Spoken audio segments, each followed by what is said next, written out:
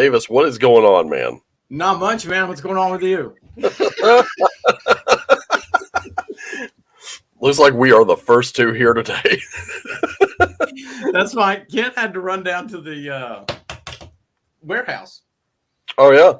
Yeah, to get some more books. And I have to go to our other warehouse this afternoon to get some more books. Oh, wow. Yeah. So, well, we are here today. A week in the making. Let me tell you, last week, I'm at work going 6 more days till my live stream. I can't wait that long. I can't do it. This week has got to go. This week has to move. And thank goodness it did. We're here now. And yeah, man, a lot. Oh my goodness. A lot still going on. Oh yeah. Still happening with this whole OGL thing. You guys said that you were scrubbing the books of all of that, anything having to do with the OGL. So it was like some terminology changes, and then Siege Engine's all yours, so you don't have to worry about that. Yeah, yeah. I remember when that first tweet came out about the OGL. I got a notification actually from a friend. I think it was within like 10 minutes of that thing coming out. A friend like tagged me and said, "Hey, you need to read this. This is sort of interesting." So I got in and I looked at it, and I called Kent immediately, and I was like, "Dude, they're coming out full bore. They're going for everyone. They're going for blood, yeah. Yeah, they're going for blood." And our immediate decision was, I mean, it was within hours. We had to discuss like how we could do it, but we're like, no, it's all coming out, every bit of it. We're going completely free. That's what I put in that post too. We're not going to be beholden to anyone for anything anymore. That's pretty much the definition of independent. My personal favorite part of the OGL, of all the horrible parts of the OGL, my personal favorite part is not that they want to steal our products, and not that they want to make it so that you can only print the products you've already made with diminishing returns over time so that you get less money until your company collapses. Yeah. No, it's if you are somehow, by some metric that they determine, damaging the brand, right, they can step in and help you out with your legal defense if they think you're in the right, at your expense. If WotC gets sued for something you made, you get to help them at your expense. But if they I never caught on to that. Oh, it gets better. This is the absolute best part. If they think your case is bad, they can help the prosecution or the defense on the other side at your expense. Oh, jeez. Because the way it's written implies that you, as one of the claimants, are always responsible for paying WotC's legal bills on the process, which I don't think is legal at all, and I think it actually interferes with habeas corpus, because you have a right to know and see your accuser, at least in America, right? Right. So it's like, wait, get this straight. You're going to bend me over and molest me, and I'm going to pay you for it both ways. Yep. Out the nose, out the mouth, out the ears too, man. But remember, because of the way that this works, technically, this is actually WotC profiting on both ends. Because if the plaintiff has a product and the defendant has a product, and say they're arguing about similarity in mechanics, right? Yeah. They both pay WotC. Jeez. And yes, we are, El Sente. Yeah. It's the only thing to talk about. Everything else is unimportant. Forget the Ukraine. Let's talk about games. Well, here's the part that, and I oversimplified it because I kind of have to. I had to reduce it to a talking point with people I know who play D&D 5th edition primarily, and some of them do have D&D Beyond accounts. I don't know if they're free or paid, but I told them if they're paid, unsubscribe, because basically the way 1.1 came across was, you'll pay us for the privilege of writing for us. Then, if we determine that your work is worthy of being, part of our thing, then we'll allow it. Then you'll pay us. And then even if we don't, well, we could just take your work and republish it. It'll be ours, and you get nothing in the process. I was like, yeah, I the really, arrogance. yeah, I know. I really, honestly, I don't know the thinking process. I tried to put myself in other people's shoes, and I can see, okay, I can understand Lorraine Williams 2.0 saying D&D's under monetized, and we need to take more money from people, right? That's like a that's a corporation. That's what they do. That's their job. That's whatever. I get that part.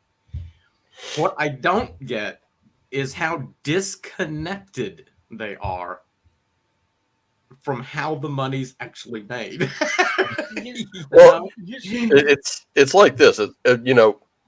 Like I could think of a million ideas that would make them more money, that would not do any of this. Mm-hmm. A good example would be Hasbro actually owns Hero Quest. Yes, which is why I just lost interest in it. I'm not going to pick up the reissue. I did want it again because that's a game from my childhood. That's how I started. I bought mine before they started this, so I've already got it. Yay! So yeah, there you go. But if they really wanted to monetize it, it's really simple. Number one, make something good. For the love of Pete, all they ever had to do. They sort of did it with Ravenloft. You copy, you paste, you update the mechanics. Simple. Same with Spelljammer. Same with Dragonlance. For the love of Pete, Dragonlance. How do you screw that up? How do you screw up Spelljammer? Spelljammer was copy, paste, update mechanics. There you go. You did very little work. Maximum amount of return. There you go. Allow me to dungeon crawl game to introduce, include a copy of the basic rules with Hero Quest and say, if you like this game, try this one. Then you move it, you make Hero Quest compatible bits of D&D to go along with it, expansions, until eventually they're buying the player's handbook, they're buying other supplements and stuff like that. They move away from the board, and now they're fully playing D&D. Allow me to gesture to the left in a little thing called Radiant Citadel. That's how you screw up. But no, the truly hilarious part here. I had a friend. His name is Larry Bernard, and he was describing how businesses are incredibly short-sighted at the corporate level, right? Yeah. Because this is not the second, not the third. This is the fourth time in the last 20 years this has happened. Okay. The fourth time? Here's the thing. Everyone remembers D&D 4. Okay? We all know that one. Okay. Yep. We also know that this happened with Games Workshop. Right. When Games Workshop came down and its fan creators doing animations to do Hammer and Bolter, which is a clusterfuck, right? But what less people know about CCP, the guys who own EVE Online. CCP bought the World of Darkness when White Wolf first started to collapse, right? And they owned it for a good 10-ish years or so, right? And they really wanted to make a World of Darkness MMO, right? But because they had no interest whatsoever in brick and mortar stores, their perception was that the physical game existed to advertise their eventual MMO.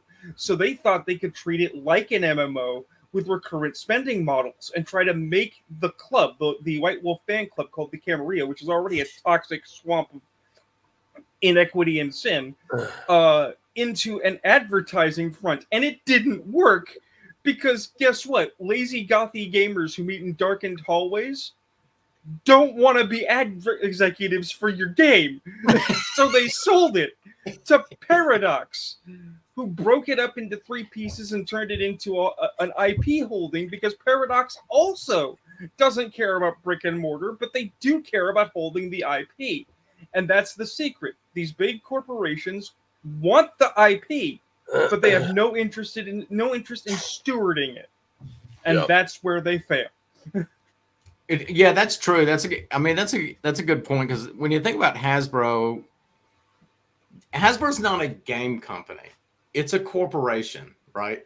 And it holds licenses and copyrights to certain games and products. I actually put up a product list the other day. It was a lot more than I thought. But they're not gamers. Nope, not at all. None of them are gamers. They're not involved in the industry. They know nothing about it really, like the TTRPG industry, at least. I don't think they have a basic comprehension of that arena. Brick and mortar stores as well. The CEO she's from Microsoft, and she did games at Microsoft. So they're basically trying to turn D&D into a video game. Yeah, an MMORPG, like Second Life, like EverQuest, stuff like that. But the problem is that's just not the way it works. I mean, that D&D Beyond is going to be like an ancillary thing to the books. It's not going to be the primary, and then the books are ancillary. That's not how that works. The thing is, and I'm not calling you out, Mr. Davis. I don't know who you are. Hello, it's nice to meet you. I'm Joe. But I don't fully get on board with the conversations I've seen a couple of places where people are like, well, we need to have gamers making games and get out all these corpos. Because it's like, no, it's a balance between the two. You actually do need corporate people to do corporate things. Because if you don't have at least somebody with their hands on the purse strings regulating things, you get TSR. Sorry, I love Gary. He was not a good businessman. Right? Or you get George Lucas, where he's got all the money, all the authority, and makes the Star Wars prequels. Right. Yeah. No, you're right. No. I'm not taking away like the necessity for a corporation. What I'm saying is there's a disjunct in that corporation at the moment with regards to the tabletop portion of the RPG industry. They need to adopt. I'm sorry. I was going to say, they need to adopt a laissez-faire attitude where they keep their hands off the company if the company is doing well, and step in to do course corrections if it's doing badly. Exactly. That's just good business anywhere, though. Even their D&D Beyond thing really isn't like at its core. It's not like it's not a bad concept at its core, right? But you don't need to rip apart the tabletop portion of it to create the online portion of it, right? They could have allowed it to organically just grow. Okay, whether it would have been successful or not, I don't know. But I'm certain a lot of people would have given it a try, and there would have been a certain portion of people who just moved to the online thing and are happy with that. But the tabletop thing is what they're killing at the moment, is what I see with the OGL. Definitely, and like I'll be honest with you, the if I were to stack like just my official D&D material, which would include all editions that I have, next to my Troll Lord games will tower over them. Oh, really? Yeah. I just got Rune Lore last night. And okay. I was already peeking through it going, oh my God, it ties into the Aeres setting. This is awesome.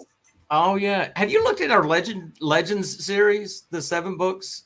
That's not the Codex. The Codex series, yeah. Yes. I got I actually backed Sonarum. I've got Germania, Nordica, Keltarum's coming, and Classicum and Slavorum. I have that one too. Yeah. I think the only one I don't have yet is Egyptum, but I'll be grabbing that at some point. Yeah. But that and the Legends and Gods book is the next one I think I'm going to grab. But yeah, though that series I checked out, I'm going to say this. I looked at I'm going to bring this up. People are going to start rolling their eyes. Here we go. We only have 4 people, so I'm probably going to lose all 4 of them when I say this. I actually looked into Miffarog, and this is written by a guy in Norway. Here we go. We got some people about to join us here. We got Steven and Sylvia from the Red Room. All right. Welcome. Hello, everybody. Apparently, I am everywhere you are, Sylvia. Hi. I was just on the. I'm stalking you yesterday. Oh, you're stalking me. I thought I was stalking I'm stalking you. No, I'm stalking you. Okay. Let's check this out. Jesus Christ, if the voice of Raven isn't intimidating enough, his powerful gaze is second. Did you stare down a lot of inmates during your time as a correctional officer? Yes, I did. Look, if Gangsters, I thieves, was, killers, rapists, hustlers, I did it all. And look, I am not a physically intimidating kind of guy, but it worked, okay? I just had to convince them I was crazier than they were. But if I was, what I was saying was that with especially with Castles and Crusades, there's a lot, like that stack's going to tower over D&D every time because I've loved everything so far that I've read of it. And believe it or not, Starship Warden was the first Troll Lord Games book I bought. Oh, really? Yeah. When that thing went on sale, I was like, let me check that out. And I looked into it and I was like, this is a lot of my, and I had never heard of Metamorphosis Alpha before because my exposure to tabletop RPGs in the South was like super narrow. Yeah. And when I looked into it, I was like, this is amazing. And I just kind of went from there and started looking into the rest. I was like, oh my goodness, this is so much better. This was a lot of fun. I told you what my folks used to do, right? With Paranoia. No. They'd run a game of Paranoia. And if you successfully escaped Complex Alpha, they'd swap over to Gamma World. Which was derived from Metamorphosis Alpha. Holy crap! Kit, didn't you love Gamma World? I absolutely loved Gamma World. Gamma World was awesome. The only thing we played. I think the only Gamma World clone that I've been able to find was Mutant Crawl Classics. There was another one that I just don't mention, and I looked into it at first, and then after I saw the company, I was like, I'm not sure I want to grab that. Plus it was like $80 versus Mutant Crawl Classics, which cost me like, I don't know, 35 to 40, and I got a lot more with it. I was like, yeah, I'll just do Mutant Crawl Classics. It looks like a lot of fun. Gamma World was awesome. I never saw the reboot, but Davis ran me through it back in 78, 79, 80, whenever it came out. I absolutely love. We still have that box set buried back there somewhere. Yeah, I love. Yeah, I got it. There was a book. When you look at that box set, Kent, I bought a book at the same time, and this was like at the beginning when this whole thing had just started, and there were a lot of post-apocalyptic books, right? So there was this book of art that was post-apocalyptic art. Okay. And I think on the front cover, it's called Beasts and Bestiaries, I think. No. I don't know. I can't remember. I thought it had a toilet seat on the cover. A what? A toilet seat. Oh no, I know what you're talking about. That weapons book that had all kinds of weird. Yeah. It was just like, it was crazy. Anyway, that brings back some funny memories. And welcome Greg from Chronicles of Aeres and the Doom that came to Astrius to the stream. Greg, welcome aboard, man. I know this affected you in a big, big way. Oh yeah, what's going on? I was on stream with Davis just last night, actually. Yeah. But, shame I missed that stream because I was at work, but yeah, adulting, it sucks sometimes. It is what it is. Yeah. Yeah, I think this 2.0 is just, and I haven't followed any news today. Is there anything else coming out today? Good thing you mentioned that, Davis, because it just so happens I did come across something like right before the stream, and I was like, ooh, that's going to be interesting to pull up. I'm glad you brought it up too, because I almost forgotten it. And let's see, here it is. Share this bad boy right, y'all. D&D Beyond canceled D&D Beyond subscriptions forced Hasbro's hand. That's actually true. It really did, because if not for that, it's evident they have not been listening to anyone but those who, of course, sing their praises. But they finally broke their silence regarding the game's open game license on Friday, attempting to calm tensions in the D&D community and answer questions that were raised after Gizmodo broke the news about the contents of a draft of the document last week. So I'm not going to read this whole thing, but in short, this is from, I keep forgetting, Linda Codega, who initially broke the news. Yeah. And I got to say, she's done some pretty good work with this. And she's been talking to people inside Wizards and, of course, former employees that have said that, and I was right. In one of my tweets from you guys in Troll Lord, I said, Hasbro and Wizards see us as wallets. You guys see us as players. Which one do you want to be perceived as? And yeah, it can. I mean, that was just me kind of talking out the side of my neck, but apparently it got confirmed that's how they saw us, and I'm like, wow, okay. But despite reassurances from the Hasbro subsidiary, Wizards of the Coast may have already suffered the consequences of their week of silence. No kidding. Multiple sources inside WotC tell Gizmodo that the situation inside the castle is dire, and Hasbro's concern is less about public image and more about the IP hoard the dragon sits on. No kidding. No kidding. And I got to credit Jenny D. She's the one that tweeted that, to her following, if anyone really cares about this, they'll drop these D&D Beyond subscriptions. And it went viral. But that apparently, according to another article that Kodega wrote, that was bottom line affecting. So that they're scared. A lot of cancellations. A lot. Yeah, big time. So I think one of my recent followers said that she had to put in a support ticket to get her subscription canceled, which I was like, oh, holy crap. My understanding is, and I could be wrong on this, that they changed the way that you cancel your subscription. Anyone who cancels it has to set up a support ticket first. That's what I was led to believe started Thursday. Yeah, and another person that I followed said they canceled theirs with just a click. It was fine. It went through no problem. I was like, okay, so that one didn't have to put in a support ticket, but now, yeah, they're going to. It may be volume 2. It may be that so many people are canceling that it's triggering a support ticket. True, could be. I did something silly for the funniest of reasons. I looked into canceling my sub because I only had the free version, right? And I was like, well, I can't find the support process. I'll let it ride because I don't care. They're not getting money from me anyway.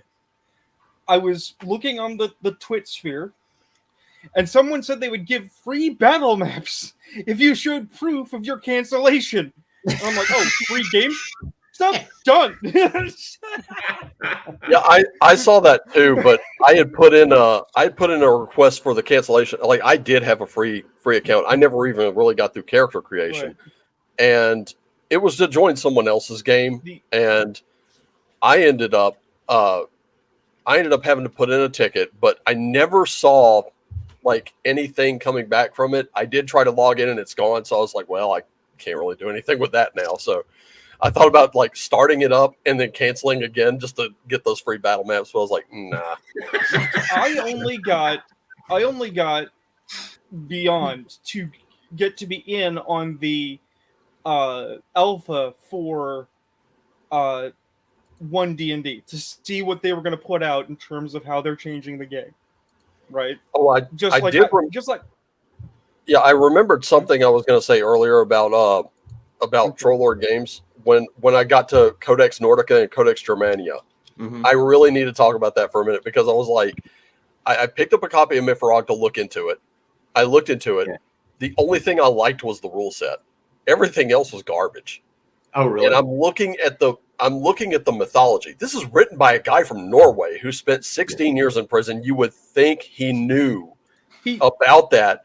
And then I'm comparing to Codex Nordica, and I'm like, Varg, what's your excuse, dude? I mean, he's written how do Americans outdo you in just the Norse section of the mythology? The Germanic section next, which expands on it and does really, really well. I can't say really good with those. I can't say anything about. Have you read his books on mythology? What's that? Have you read his books on mythology? Who, Vargs? Yeah. No. Oh yeah, he's written multiple tomes on Norse mythology. Yeah, and we've talked about it in the tribes chat, the Tribe of the Greyhorn Pagans, which I'm a part of. Yeah. And there seems to be this really interesting hang up with the placenta. Yeah. He thinks it's mirrors the world tree's roots or something like that. Yeah, it's really, really weird. And I'm like, yeah, I think I can based on Mifrog, I think I could kind of step back from it and just kind of look at it for what it was. I didn't hang on to it. Not hang on to it. I was like, well, I'm only out $10. Only the best RPGs are done in papyrus. Without even knowing. Oh, of course. But I realized Varg was full of it before I even knew about the rest of his awfulness. And when I was watching the documentary Heavy, the history of, and they started to talk about his murder, right? Because they got access to him because he wasn't in like jail. He was in like house arrest, right? So they have him there. He's sitting there, and they ask him, well, what do you believe? Why do you do this? And he basically said that paganism is Satanism because Satan is the opposition to God. And it's like, Varg, you burned down churches and you murdered people because you're a psycho. It has nothing to do with Satanism. Oh, he went to jail. He did. He could. Did he? He got out. One time. I don't know. In my country, wouldn't have let him out. No, I think it's because the maximum prison sentence is 20 years. Crazy. 21, yeah. What did he do? Wow. He actually murdered according to Norwegian courts, he murdered the guitarist for Mayhem. The guitarist for Mayhem, Euronymous, actually owned Death Like Silence Records, to which Varg was signed. He went from Bergen to Oslo to meet with him in the middle of the night because he had the final contracts to dissolve his relationship with the record label. And something happened. It ended with him stabbing Euronymous in the head, and then he got out. The guy who drove him, he's like, we need to get out of here now.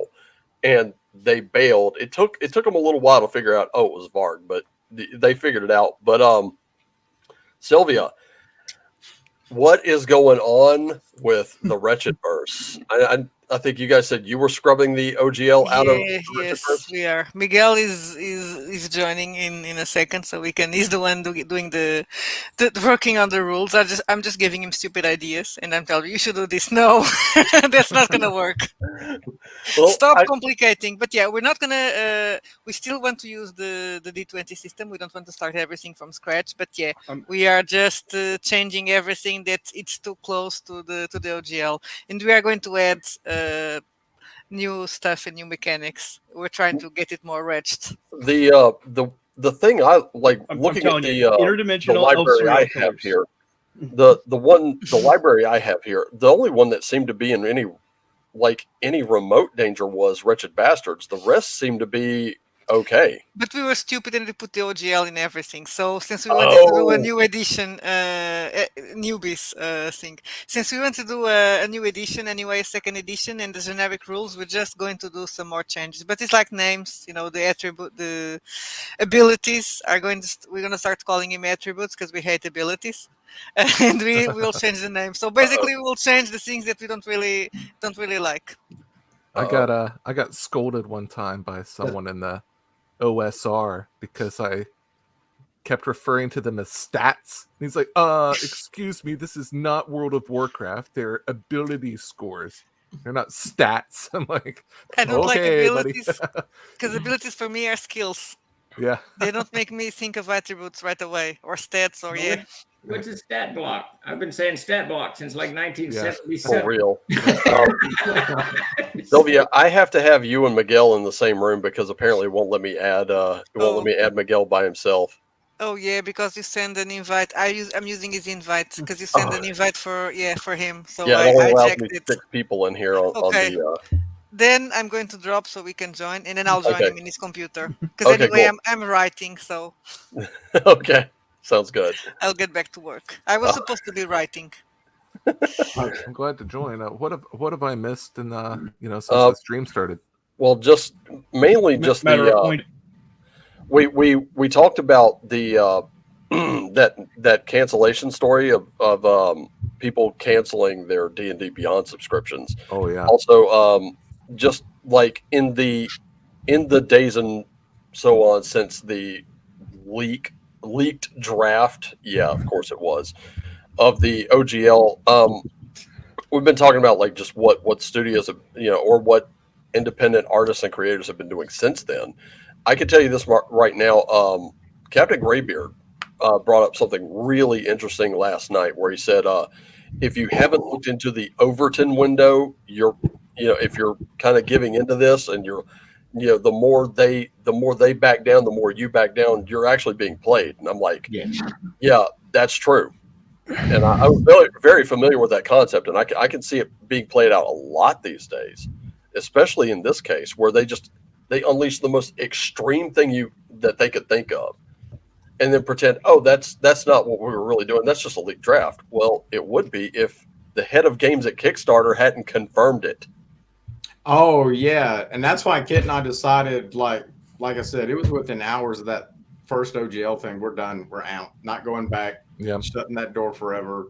Yeah. I tweeted about this, but I didn't create the Chronicles of Aeres to make money. I created it because I want in 20 years,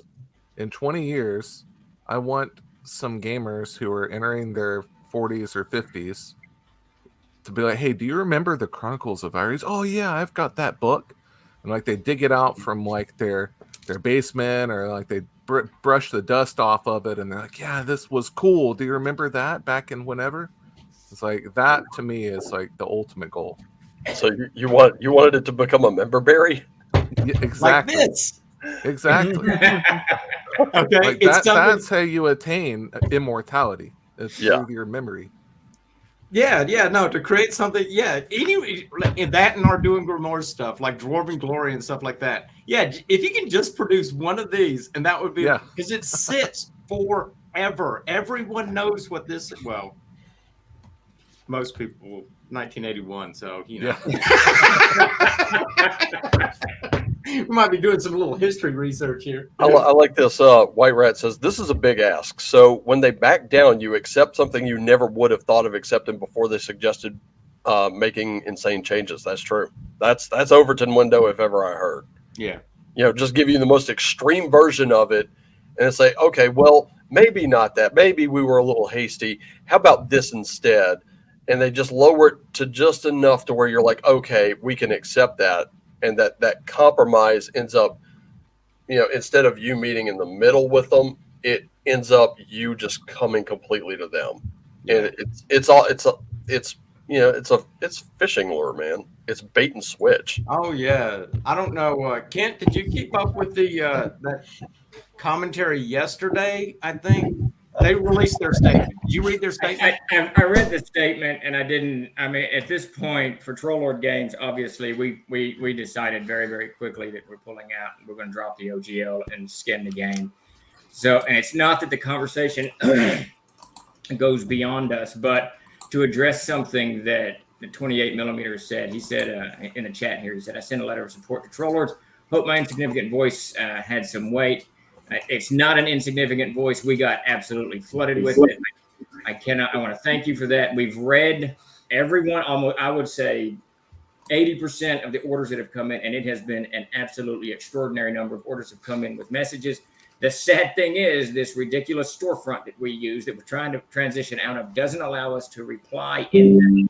So we haven't been able to reply for everybody, but everybody's voice like that certainly propelled us forward to get this to move away faster. Yeah. So when they dropped that statement yesterday, I read it and I didn't digest it at first. I can't remember what was going. Something else was exploding yesterday. We've had an interesting 8 days. I read it. I didn't digest it, and then about 2 hours later, Tom Tullis from Fat Dragon was talking to me. And I said, I don't know. So I went back and read it again, and they clearly hadn't backed down at all. They just kind of sidestepped and said, we're doing this anyways. And then I got some inside information somewhere that they're going to build a grace period in it. They're going to put a 6-month grace period in there, so that if you have a Kickstarter and from the point that the license releases, you have 6 months to get it out and do all of that business. Now that was what exploded yesterday, our Undying War Kickstarter. So I didn't know, Davis. I didn't dive into the comments. At one point, Jason told me there's thousands of these things, so so I'm guessing it was a lot. Yeah, and I wanted to say this. Like I've been I've been posting like mad when and where I can when I'm not working, even sometimes at work. If I get a little 5-minute break, I'm just sitting there, thumbs are flying. But the $10 5e sale over at Troll Lord Games, where they're liquidating that stock. And ladies and gentlemen, for those of you who say, 5th edition will never touch my table, I really think you should reconsider that, because these are great tools to transition those players who are they're stuck in 5e. They're just resistant to anything else. This is a way to just transition them out, and they'll actually see something better. Well, and look, but any GM worth their salt will do it. The nice thing about what's going on over there, we are definitely liquidating that stuff, and a whole bunch of the titles are now sold out. I think we're down to 4.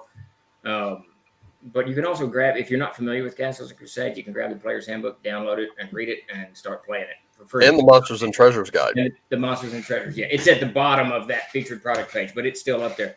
But yeah, absolutely. I mean, you can dive in, and you're spot on, Raven. You can take any of that stuff and easily convert it to CNC from 5th edition. So you really don't. We've gone sort of the opposite direction. I think sometimes Kent gets mad at me because I'm like dead set on bankrupting the company.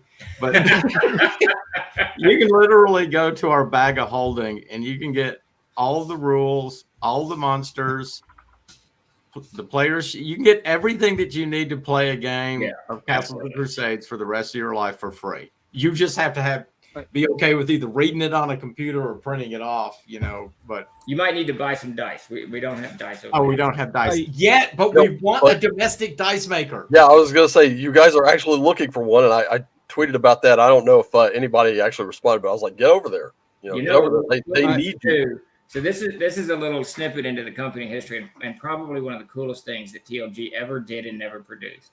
Years and years ago, we used to get a lot of letters from prisoners, wanting for the books and whatnot. We would send them whatever. But one guy said, he wrote and said, "I got your books. I enjoyed going in the game." He was in for life. He said, "But they won't let me have dice. I don't know how to figure the dice thing out."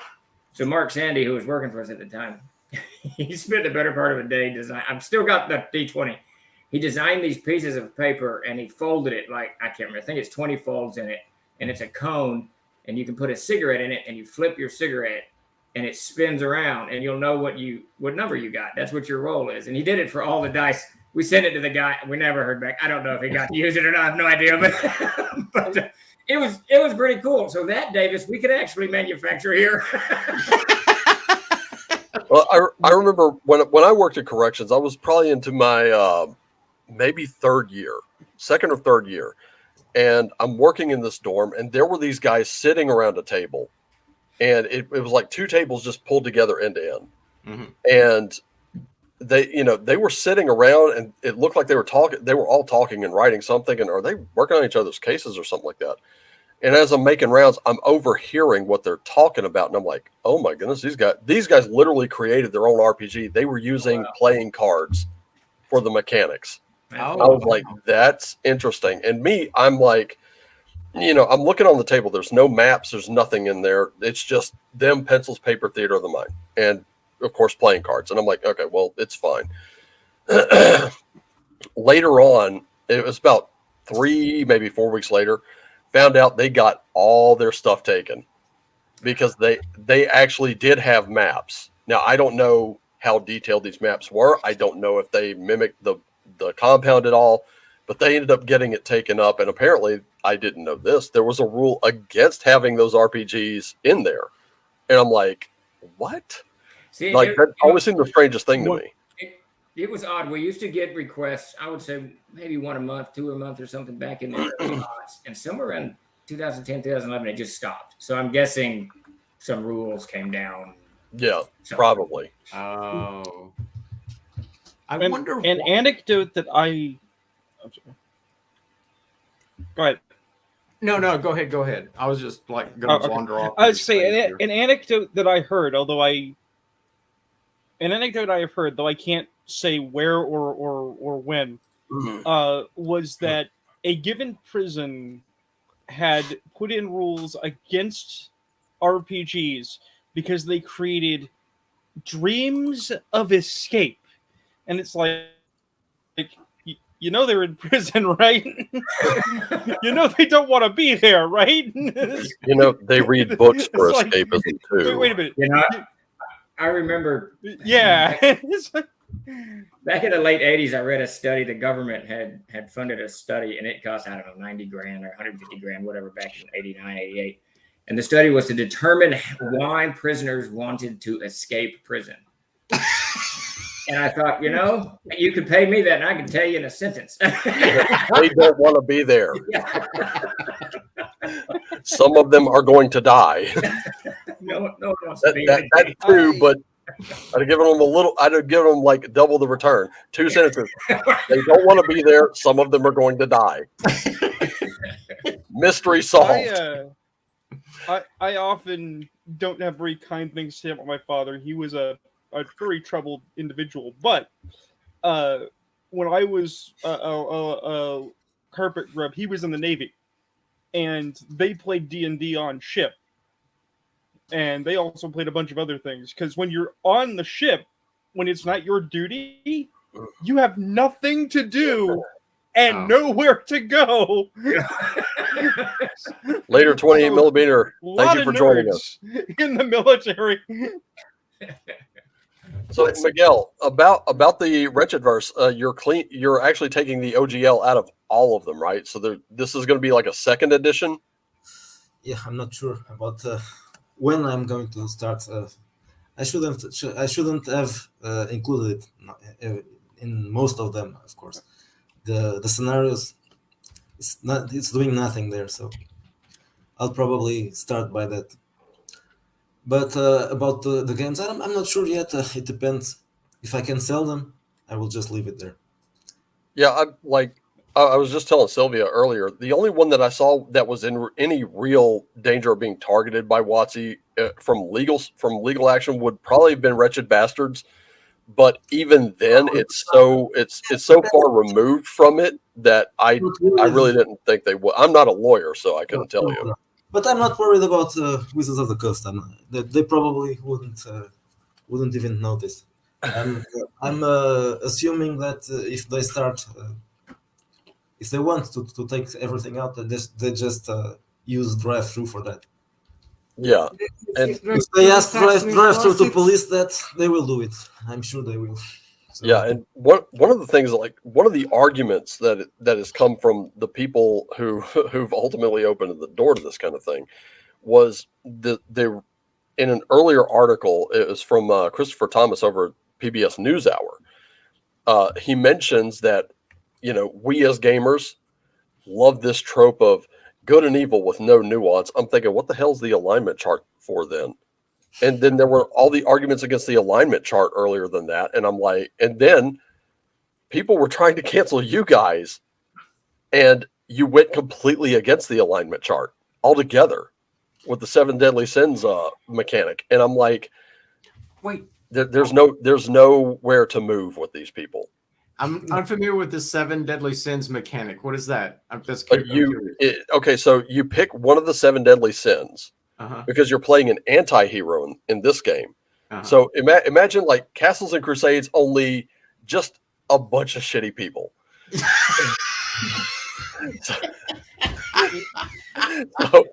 so you pick your character, you pick a deadly sin for your character, and that becomes like the character flaw, the running theme for your character. So if it's gluttony, you know, your barbarian could be like hitting every pub in town, just drinking ale left and right. You know, like he just can't stop himself. You're not the Fellowship of the Ring. You're the Dirty Dozen. The Fellowship of the Ring, if they were just completely shitty people. That would be fun to play. That would actually be really fun to play. It is, and the thing is, like, they have a whole bunch of like they have fantasy, they have Western, they have the Belle Epoque, they have biopunk future, space. Now they've got Wretched Darkness, which is like dark urban fantasy, sort of like World of Darkness was back in the day. And I mean, everything in here is everything in there is cross compatible, which kind of brings me, especially with Wretched Epoch, which was the Belle Epoch setting. It coincides with Wretched Country because it takes place around the same time period. And speaking of which, in response to Watsy's opening up and finally saying something, I just wanted to remind Wizards of the Coast that if you really want Gaslight, I recommend Victorious and Wretched Epoch.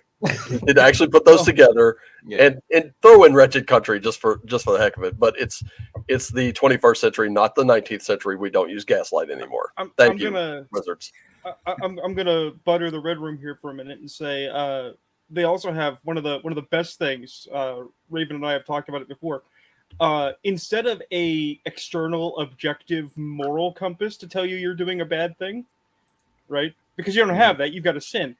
They instead have a system of wanted level, where the more offensive you are, the more attention you get. So if you're an abusive player, you might race towards ultimate power and capability, but now everyone's out to get you because you're the problem. Here we go. Just a passerby going to a previous point. In 2004, the Waupun Correctional Institution in Wisconsin decided to ban D&D and confiscated a small mountain of campaign materials from inmate and Dungeon Master Kevin Singer's cell, including a 96-page handwritten manuscript. Singer, a lifelong D&D enthusiast, sued the prison, arguing the ban violated his First Amendment rights. The case wound its way to the Seventh Circuit Court of Appeals, where a panel of August judges found themselves considering the security threat presented by inmates pretending to be wizards. That's bureaucracy, if ever I heard. Well, prisoners give up their constitutional rights anyway, don't they? To a degree. Like, I mean, when in there, they don't have a right to privacy. I mean, like, we can look through their mail, but all we can do is just like scan it for anything that might be a security threat or, gang insignia or something like that. We can't read through it. And even the mailroom can't read through it. They just have to look for anything that might be hidden in there. That's really it. So there's a loss of autonomy. Oh, let's not get it twisted. I mean, open showers are a thing. That's not just something that happens in the movies. Toilets can be just separated by little half walls, and let me tell you, I've had to use them. So when you gotta go, man. But there is like those dorms are open. If you've ever seen like Full Metal Jacket, that's what a lot of those dorms look like. But their shower rooms are open for pretty much everyone to see. They have wall and foot lockers, stuff like that. There's just not much in there that they can do. There's certain things they can have, certain things they can't. Believe it or not, though. You want to weigh security threats, a bunch of books versus a couple padlocks tucked into a sock. Yeah. And they still let them have padlocks. They still let them have batteries. So certain things you just can't get around. Can't think of everything.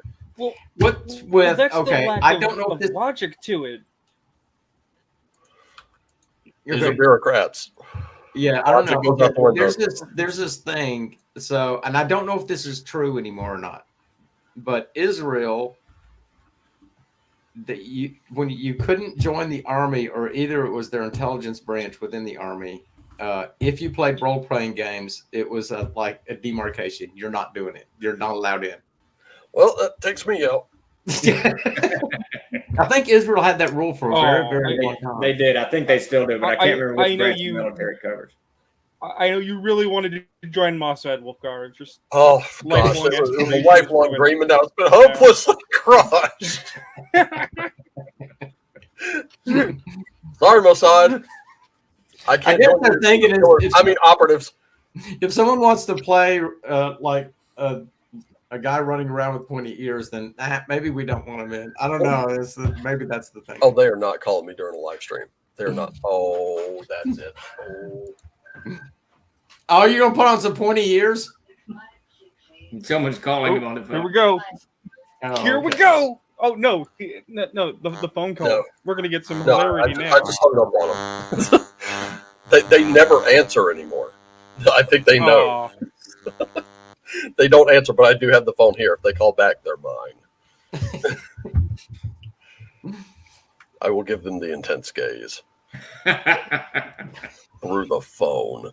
But yeah, the thing is, I would think playing those RPGs would be kind of a not really so much a thing to like, just take someone out of the consideration. I think that would bring them more into consideration, especially if you played stuff like Paranoia, Top Secret, or something. Like if those spy games were your thing, that would be something to look. I'd be looking at that going, everybody's like, oh, he played role playing games. I was like, what are you talking about? This is the guy we want, because he spent time trying to foil someone else who was trying to keep him from getting secrets. This guy, this is the guy we want. He made a game out of it. Yeah, I don't know. I don't get it. But what, not my army, not my place, so. I have told people multiple times, because it's quippy, because I'm a Werewolf the Forsaken player, that you learn about small unit tactics and domestic terrorism as a hobby. Because I'm sorry, but if you're sitting around using a surplus army manual for improvised munitions to blow up a bad guy in a game, then yes, you know how to blow up somebody in real life. That doesn't mean you should do it. It just means you know how to do it, and that's okay. Yeah. I know just a passerby is fixing to post it, because we're looking at the same article why the Israeli army hates D&D. So he's about to post it in 30 seconds, I'm guessing. Just the passerby and Steven are like really on top of these. All right, so it's still true. That's one of those things. I never read up on They get a low security clearance because, according to the Israeli army, these people have a tendency to be influenced by external factors which could cloud their judgment. That is the assessment of the Israeli military. Well, it makes more sense that some of the things that Hasbro said on their on their communication yesterday. Well, everyone's it's interesting. We're so desperate to not talk about the OGL. We're talking about Israel hating D&D. So it's so interesting that players can be influenced by external factors, but WotC seems to be above those external factors. You see, they won, but we won too. I'm like, how old are you? Dude, okay, you know what about that statement that I read yesterday? Speaking to that exactly, they said wait, what was the? I can't remember the quote. We didn't lose, or no, you didn't win, or you won because this. of a few loud voices. Everybody won. Yes, people are going to say that they won and we lose, but they didn't. Yes. Yeah, I was like, oh my God. Can you imagine the level of narcissism and hubris that must be? Yeah, I was going to say the hubris too. But what struck me is so weird about that is that they just counted out, like they minimized the fact that, I mean, if it's just a few loud voices, you don't take notice. You don't. Right. And Wizards, oh, that's rich. You didn't listen to a few loud voices. Explain Radiant Citadel. You caved to a few loud voices on that one. This was thousands strong. Yeah. And I've got links to all three petitions in the description below. I encourage every one of you watching this right now, pass it around to your friends, get them to sign all three of them. I don't care who started it. In fact, full disclosure, Ryan Dancey started one, Grim Jim started one, and there was the open D&D letter. Those are the three. Sign all three. It doesn't. I will say this: they didn't cave to a few loud voices. That's why I put in the description. Don't worry, we're just a few loud voices. Yeah. They didn't cave to that, but they caved into those people unsubscribing. Well, best believe that was a bullhorn. The thing is that even their statement itself doesn't make sense. They said, "Oh, we wanted to hear from all those voices, and it's wonderful that we've heard from all of you." It's like, okay, wait a minute. You got Troll Lord here, you've got Red Room, we've got Frog God. They know all the, Paizo. They know all the big names in indie and third party, right? I'm not saying that Aeres is not big. I'm just saying that they know the more established game lines, right? Yeah. If you wanted to hear, well, what do you guys think? why not send a lawyer around, make the call, say, we're going to send you a very preliminary copy of a thing. This is very preliminary. Please don't share it around. We want to trim the fat to make it not offensive, right?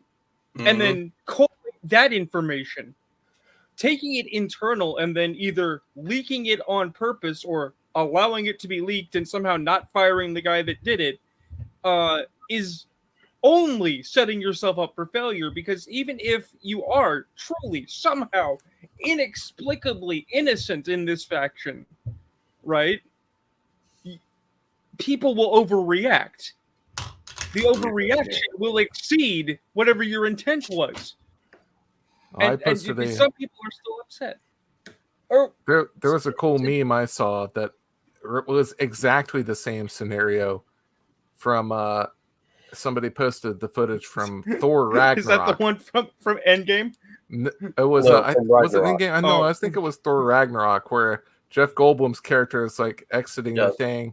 He's surrounded by all the people who like hate him. Yes. And it's like, yes, hey, this revolution has been a huge success. It's like, yay us, pat on the back. And especially a pat on the back for me, because without me, you guys wouldn't have revolted. So, you can't have a revolution without somebody to overthrow.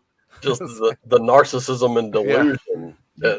I've been calling it paranoid delusion from day one, because they see this enemy behind every blade of grass. Like, there's just nowhere where this enemy doesn't exist. And it's like, where are you guys right now? There's gamers in the trees, man. There's gamers in the trees. They have D20s. They're gatekeeping. Yeah, I don't know where they're going to Game go. over, man. Game over. Yeah, I really have no idea where they're going to go with this. It'll be interesting to see. What I see, though, what will happen, well, I would say, I'm not going to say will. I'm just going to say may. I think what might happen, and I'll give probability high, is that we're going to see a lot of companies breaking away from the OGL 1.1, not signing, or OGL 1, not signing on to OGL 1.1, 2.0, whatever they call it. And a lot of independent game companies just making their games again. It'll be just like in the 80s, in early 2000s with 3.5, although all that was associated with D&D. Well, Davis, now we're going to get a lot of independent games, which for me is great. I've always been one of those guys. I just love looking at games and stuff like that. I got a trunk of the games you purchased back in the late 70s and early 80s. Just tons of them. Just, 120-page, 200-page softcover RPGs that they were making when D&D started hitting big. We're heading back to that for sure, which is good. Well, do you have any of those, by the way, down there? I got a whole trunk of your stuff. Oh. I was wondering where all my stuff was, Time to make the 3-hour road trip. So years and years ago, my grandfather had this huge iron cash register, and it ended up in my mom's garage, and I was going through some stuff, and I hit the little change drawer to see if the change drawer would open, and it opened, and out pops all of these these picture cards. A bunch were blue, yellow, red, and green, and I started picking them off the floor, and they were all just rolled up, and they were the original deck of Star Wars cards that were made back in 78. Wow. Well, Davis had bought all that stuff in a day. He bought everything he could get his hands on a day, and he took those cards and rolled them up real tight. No. And he rubber banded them, and he put them in this change drawer and forgot about them. And so the rubber bands had long since disintegrated. So that's why they all came spewing out. But that's when I decided I'm going to go get all of his stuff. Put it in a trunk. Yeah, I remember when you found those cards. Yeah, they were all destroyed. I still got them. Those cards would be worth a lot of money right now. Yeah. Oh, yeah. I've got them. That's why I cringed when he said that you rolled them up. I was like, oh. I literally treat everything I own like trash. Yes, you do. But see, I still have some of that stuff sitting around. Yep. I mean, it's within reach.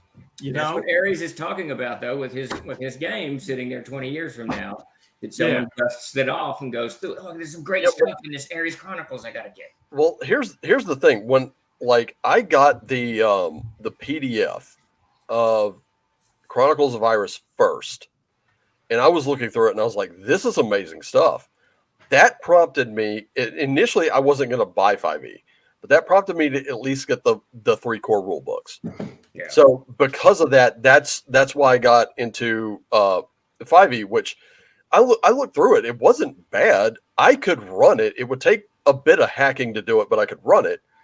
And a lot of these independent people who made stuff like Paradigm Concepts made Arcanus, which is a Roman setting, which is something else I never considered. But when I got Chronicles of Aeres, Shadows of Padfoot Alley came with it, and it was bagged and boarded like a comic book.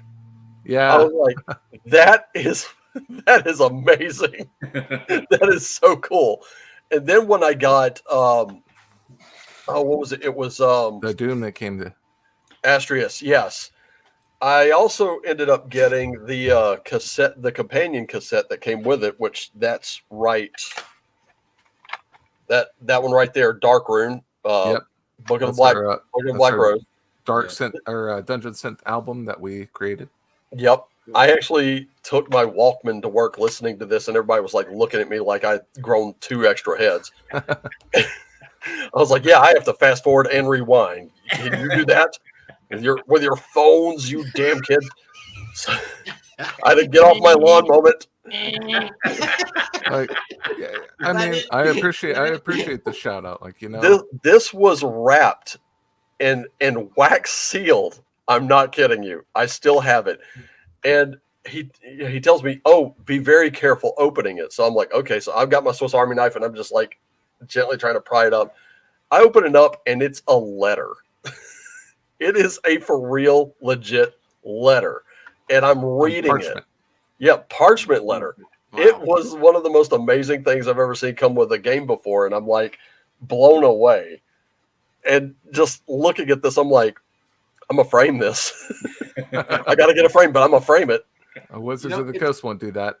Nope, Wizards of the Coast won't do that. This is stuff. My point being, this is the kind of stuff you will only find with independent games. Yeah, you will only find that with these people. You're not gonna find it with Wizards of the Coast. Wizards of the Coast will try to find a way to upsell you on something. They got me with Dragonlance. I'm going to say that. And it's the last thing I ever bought, and it's going to be the last thing I ever buy from them. They got me with Dragonlance. Going to just say it like that. But, now it's like, okay, I see where what it comes down to is customer loyalty is not a given. It's hard won.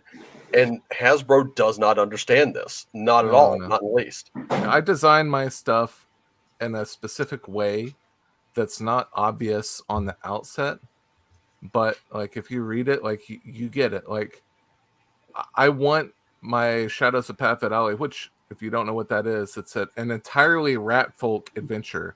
You must play as rat folk. You cannot play as anything else. The party is rat folk, like, and it has their whole history, their lore, their story, like where they live. I want that to appeal to people who never ever would have considered playing rat folk before. Like they never thought about that, but when they see that, they're like, okay, I get it.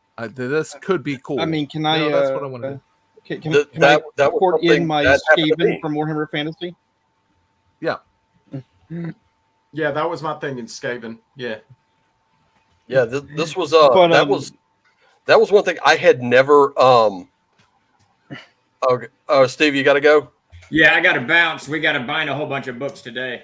All right. Oh, nice. All right, Steve, take care. By the way, if you see Wilson today, tell him Raven says thank you so very much. He was such a great guy to work with. Okay, I will definitely tell him, and he will appreciate that because yesterday he was in there cussing so much about some boxes that wouldn't fold correctly.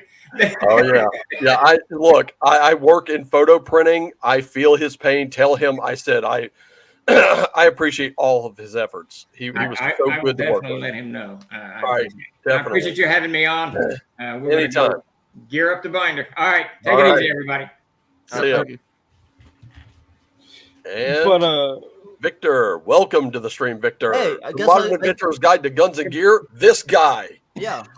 Everyone's favorite European appliance. Yeah. Well, I've already met Davis. I guess I'll get to meet Steven some other time then. Yeah. You just missed him. Yeah. Just missed him. But what you're talking about, Raven, isn't even unique to tabletop RPGs, right? You were mentioning Arcanus. Arcanus is great. But in the video game sphere, you can find a million Warcraft derivatives, which themselves are Lord of the Rings derivatives, which are derivatives of derivatives, right? But right in the middle of 2016, there was this little game by a little company that could called Obsidian called Tyranny, right? Fantasy, where because it's a CRPG and it doesn't have infinite voice acting and whatnot, they went deep. They went hard on their lore, which is all about the nature and usage of words as metric. The villain has already won, right? Right. And they have used their magical prowess to express edicts, right? But as the person carrying the edict, you have the deliberative power for how it is applied. Best example, right at the beginning of the game, you are sent to a place and you are told you can tell these guys, take that hill in 24 hours or you die, right? Because but the thing is it's by the date, right? So take it by the 16th of blah or die, right? If you sleep for 48 hours until the day after the date that is indicated and then deliver the edict, they have 365 more days before they die. Wow. Because you chose the implementation. And then that actually is responded to by other characters. There are characters that don't like it because it's like, you did not follow the master's will.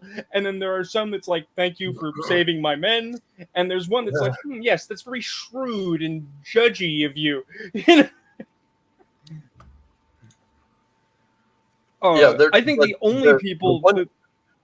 What I'm talking about, though, is like just the way that independent gamers and independent companies, or just independent creators in general, will go out of their way to make sure, like, as a customer, you're happy.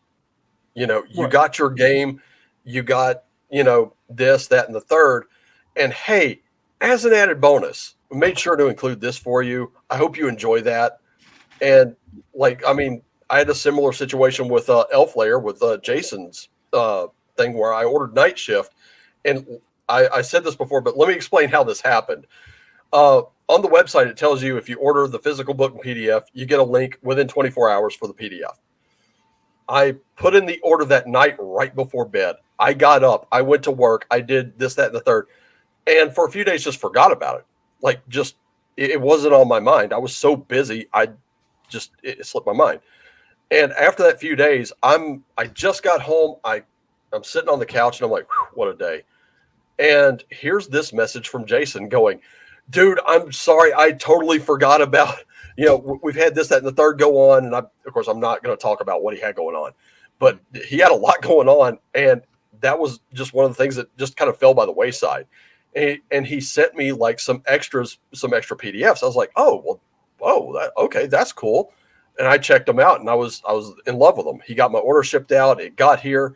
Not only did I get the PDFs, like extra PDFs, which I would have been just completely happy with that, he sent the books to coincide with those PDFs. And I was like, what?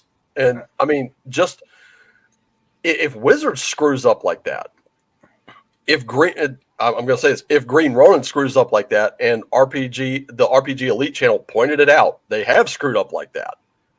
They do nothing else. They just, here it is. There you go. You're happy. It's like, wow, really? Okay. This is how it went. Okay. So you won't find anything like that in major corporations. Every sale counts, right? Every customer is important. Everyone, yeah.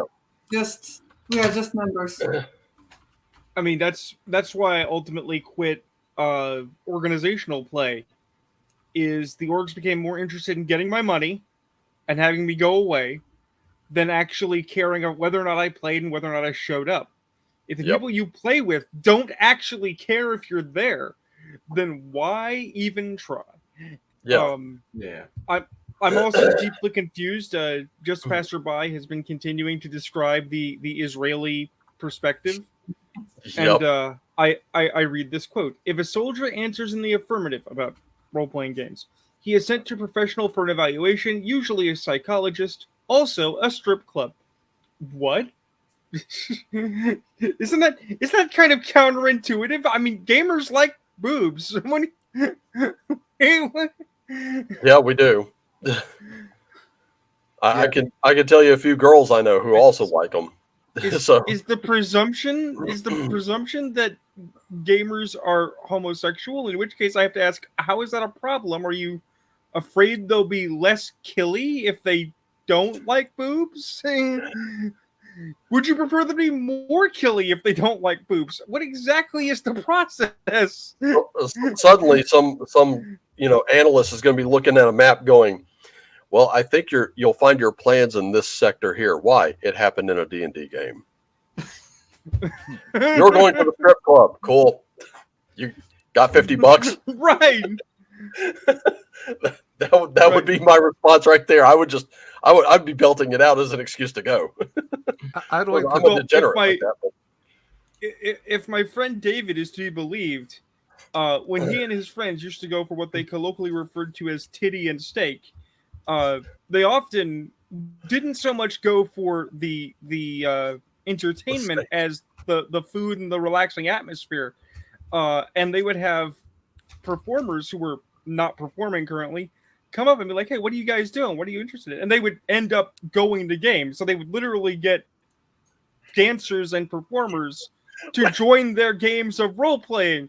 So the obvious answer is you go to the strip club and play D&D. And now Grim Jim has a version of it called Tabletopless. Yeah. Which if I had more money, I actually like the idea. Too. Yeah, like I said, I'm totally in favor of that, but it's like that's probably one of the earliest versions of it. The very thing you're describing. I see what's going on. I haven't read these articles in years, so I understand what's going on. Having been part of that community at one time, I know exactly what they're saying. So, Victor, what's going on with? I know you released an early version, which I did grab. I grabbed the early version, so we're good there.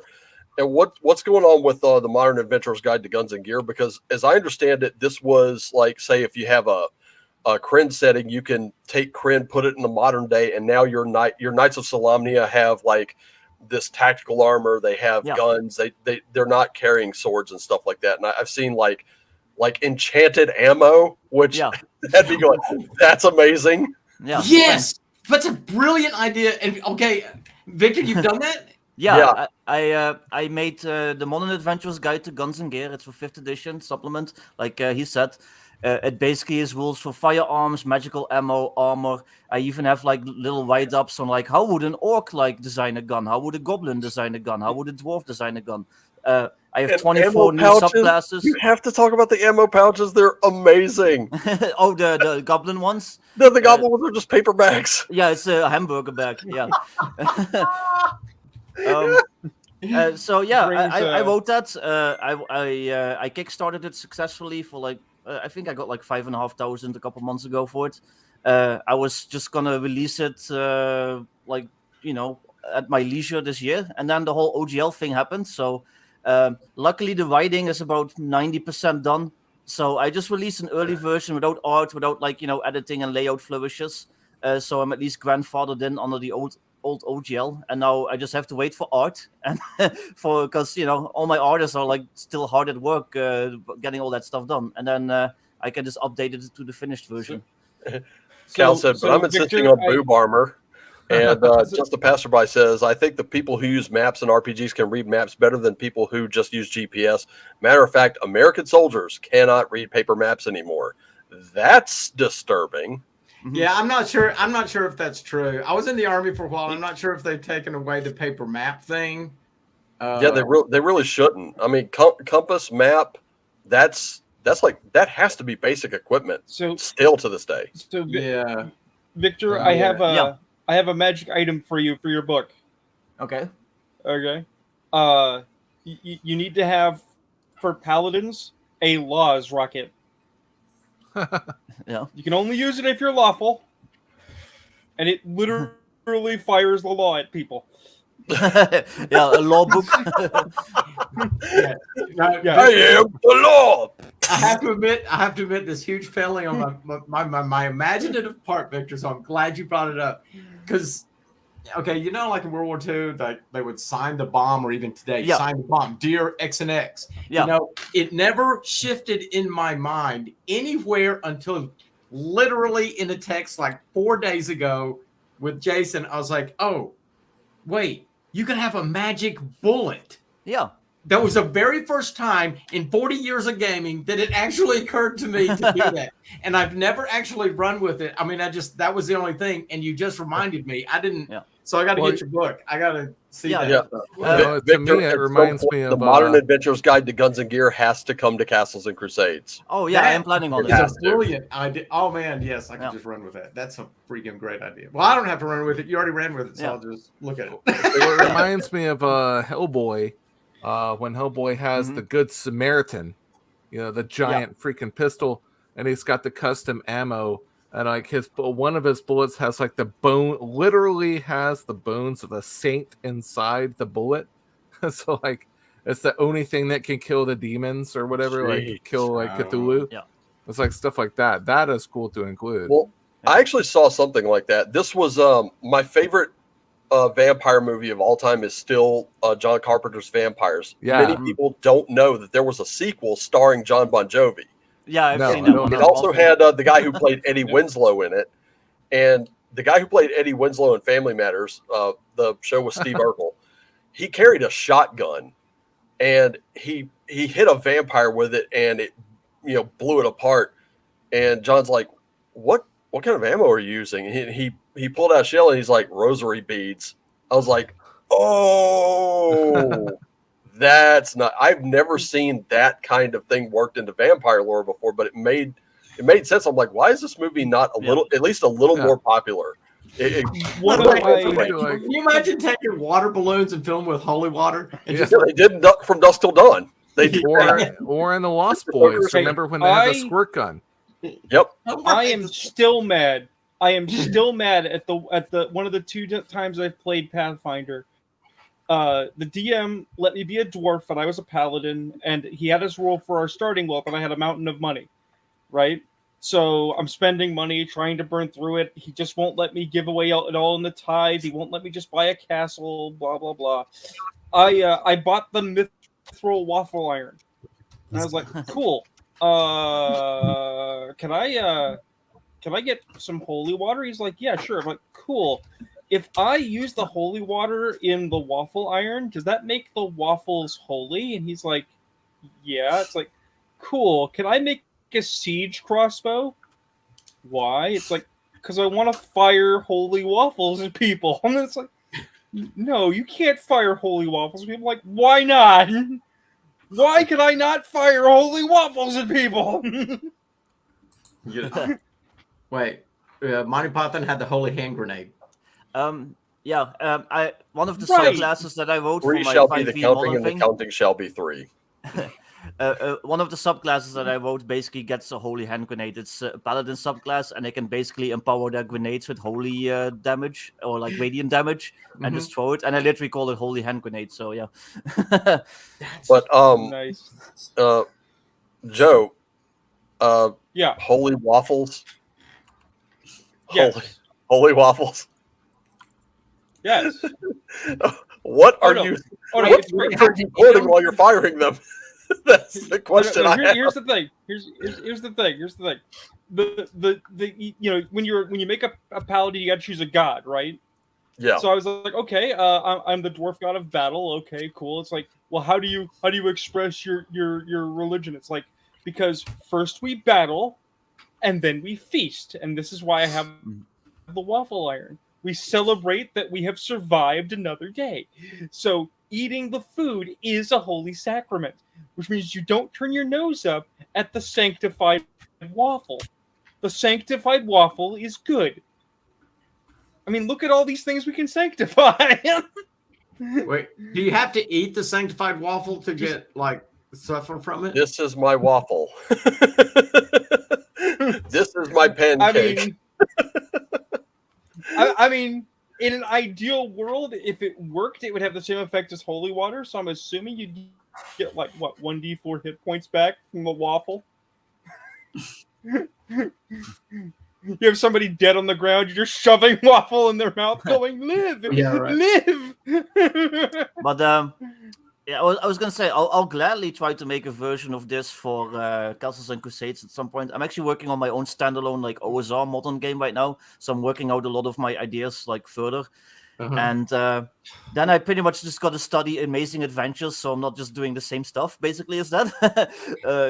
Yeah, that's right. Yeah. So yeah, I'll gladly do something for Castles and Crusades, but I don't want to steal Jason's thunder or just be like a copycat. So I just got to like figure out a way to make it interesting and different.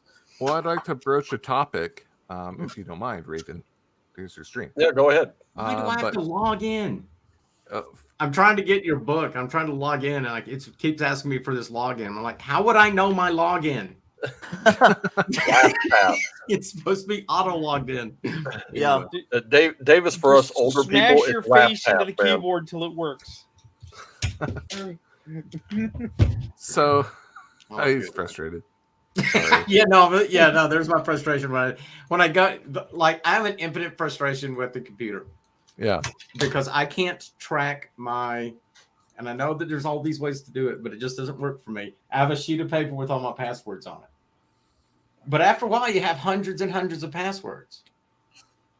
What I was about to... Go ahead, Greg. No, go ahead. What were you saying?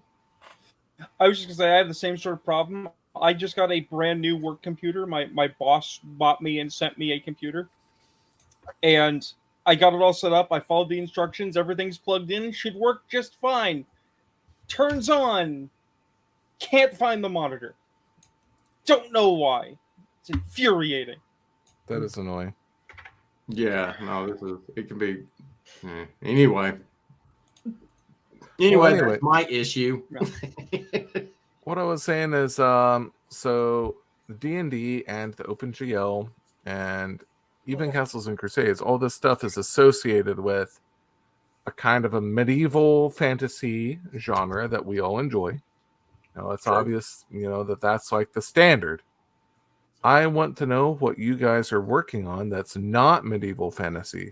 Victor has modern, maybe you're doing something in a modern setting or a sci-fi, off-world, cyberpunk. Like Davis, do you have anything like that in the works?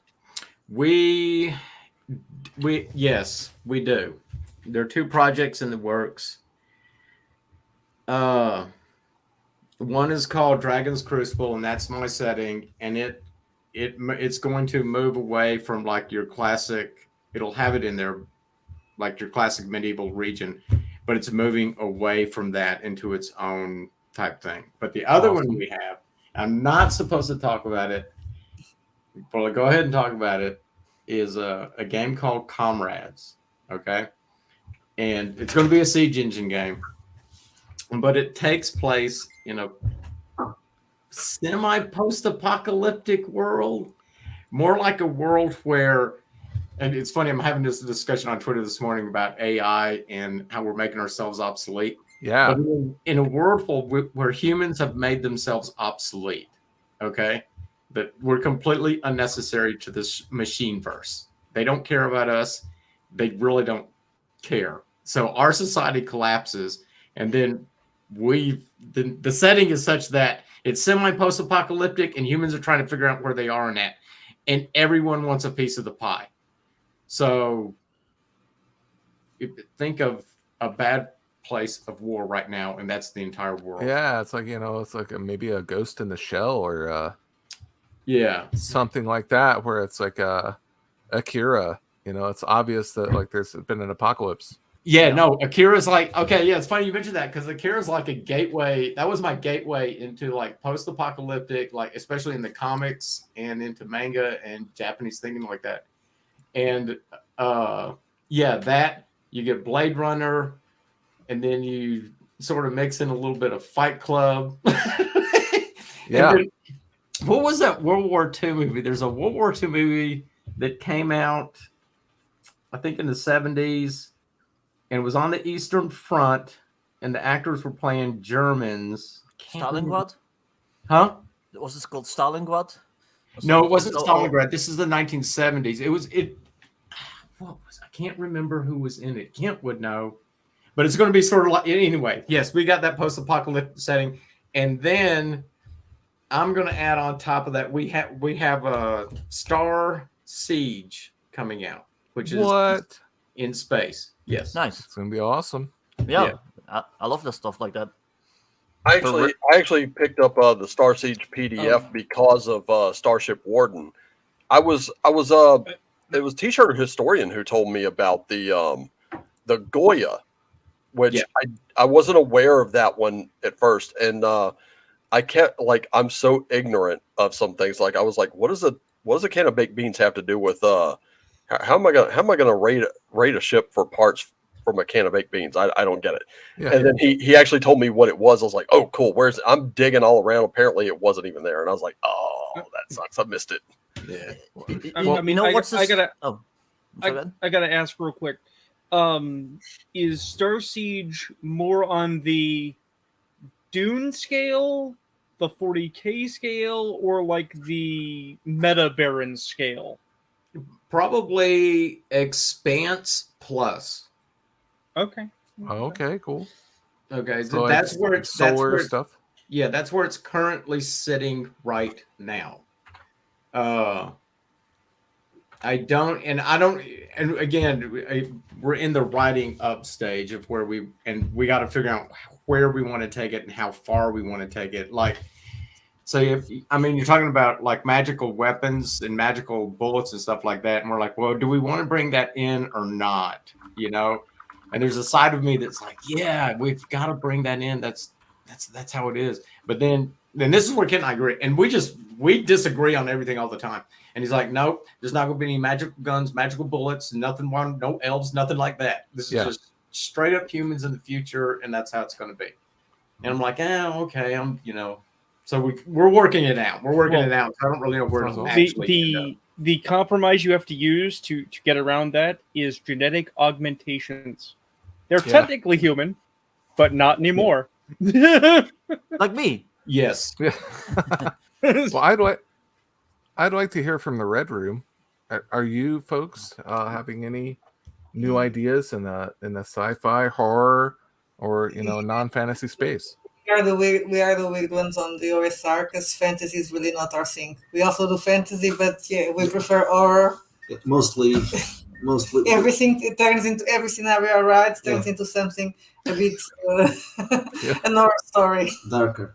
It's always dark. But I gotta say, I am a fan of Vice and Knuckles of Steel for Wretchedverse, because Wretchedverse is still one of my absolute favorites, because it's all the things I love about Grindhouse and those kind of that Grindhouse cinema type of movie that Quentin Tarantino kind of brought back. And I'm like, oh yeah, this is great. We have to remake that one with more content and different illustrations, because it's more boobs. I was never boobs. There's no nakedness in that one. We are doing. He's doing a scenario that's going to go out next week. It's a small scenario for Epoch, and we have a problem because the image on the cover, one that is really nice, is a naked lady. So boobs. So it's gonna have to be mature in drive-through. Put some sensor bars over it. Will they display books like that now? Like a lot of places are hiding that stuff. I think you have to mark it as a specific category. Yeah, it has to be marked as mature. Yeah, I was gonna say Labia did all right, I think. Yeah, but that's because they're drawn. But it's mature also, so that one is also mature. Yeah. Like, in terms of Knuckles still has a little picture, I was going to. You can show it. Yeah, we showed it yesterday because we got it in paper, and it was we didn't put it as mature. Yeah, there we go. But then it was signed. The lady on the other side. Knuckles of Steel. Oh, I see. I was going to cover her boobs with the guy in front, but then I forgot it, and you see her nipples, so it's a nipple problem. basically. Oops.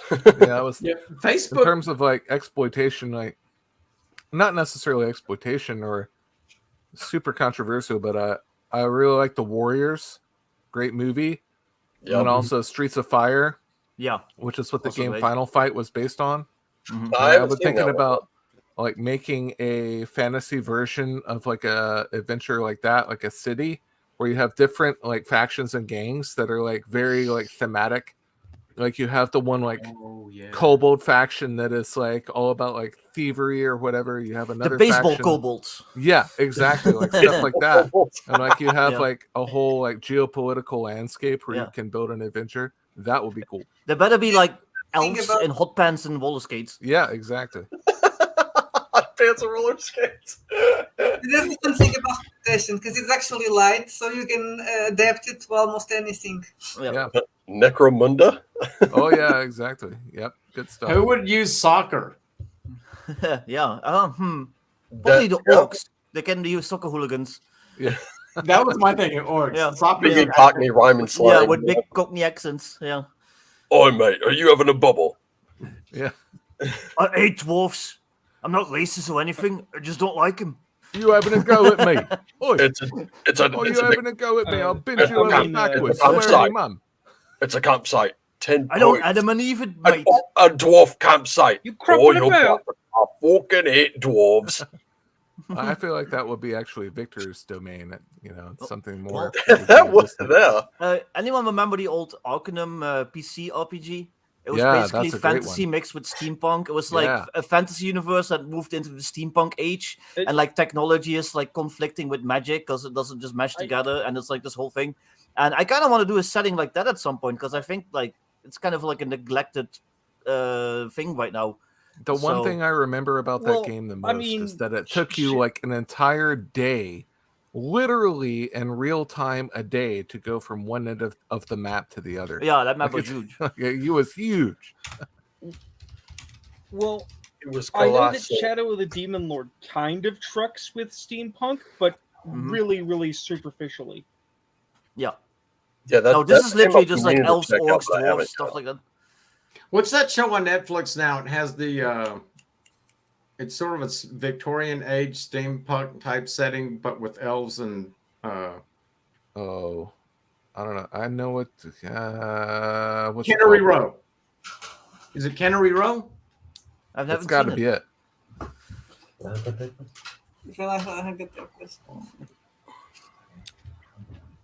Yeah, and in Arcanum, like elves are hiding out in the woods, and they're like feuding with like logging companies and stuff like that. Half Carnival orcs Row. are basically just like cockneys that like live in the slums and just do like bare knuckle boxing. They have like big mutton chops and stuff like that. Carnival Row. Carnival Row. Yeah. Carnival Row. That's it. Yeah, I don't have Netflix. Otherwise, I would have answered that probably. Yeah. No, that's a good show for like if you like. Yeah. No, that's actually a really good show. Well, yeah, you remember that movie Bright with Will Smith? That's Yes. basically what my book is designed to do. Like it lets you like play like in those kinds of settings. As, It's like, oh, it's the Forgotten Realms, but it's long like the as your 21st orcs century are- now. as long as your orcs are orcs and your orcs aren't cholos.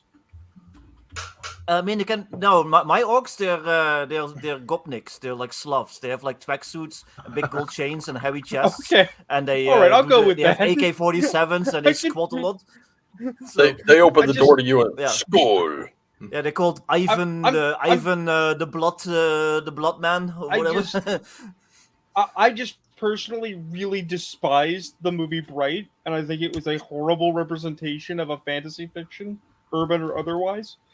Because I never got to see it. So Okay, I liked did it. you I ever thought see it the was movie? I thought it was Did you okay. ever see I the- like the. Did you ever see the movie Alien Nation? that's what I was gonna say. Is it came across that's the way it kind of came across from the ads I saw of it, and I was like, yeah, that's Alien Nation, just done fantasy. Right. Sort of. I've already seen It's Alien Alien Nation done fantasy with orcs in LA being gangbangers. Yeah, makes sense. Literally, So it's Alien orcs Nation. I mean, yeah. literally orcs are I hate to use this term, but it's the only term I can think of, coded Afro-American in this scenario. Yeah, that's probably where all Right. that trouble So- started. But yeah, Probably. Elves Well, actually, are white, no. upper class, pretentious, but orcs are low class, poor black people. It's awful. no, It's I my- can, very, my I can orcs tell are you where that Russians. whole Very orc controversy questionable. started because I actually saw it. I know where it started. Yeah, I And remember. it was there were 4chan and Vote primarily. Oh my god. Back when there were like hordes of migrants coming into Europe. What some of these posters would do is they would post like pictures from Lord of the Rings of these orc invasions, and they would equate they'd rewrite the headlines to read that. So that's where it comes from, and I'm like, yeah, it's no wonder. It really isn't. But it's Okay, like, that sort of makes I see. Okay, I didn't. Oh no, I where know all what that I know the ones you originated. mean. It's basically Yeah. the ones that are making that were making fun of like immigration, like rhetoric Yeah. and stuff like that. Yeah, I remember those. Yeah. I remember those memes.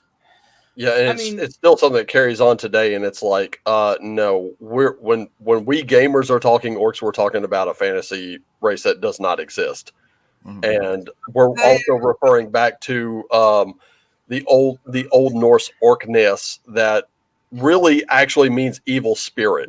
Yeah. Well, that's Yeah. the other accusation of choice is people like to say, "Oh, well, orcs are from Tolkien and they were a stand-in for Asians and blah blah blah." And it's like, well, yeah, sure, I'll give you. I like to do my orcs as Mongols, but that's because I like to do my orcs as Klingons. That doesn't mean that they're any earthly ethnicity Well, because they Yeah. orcs. There was People no take- thing Sauron people did take nothing Tolkien wrong.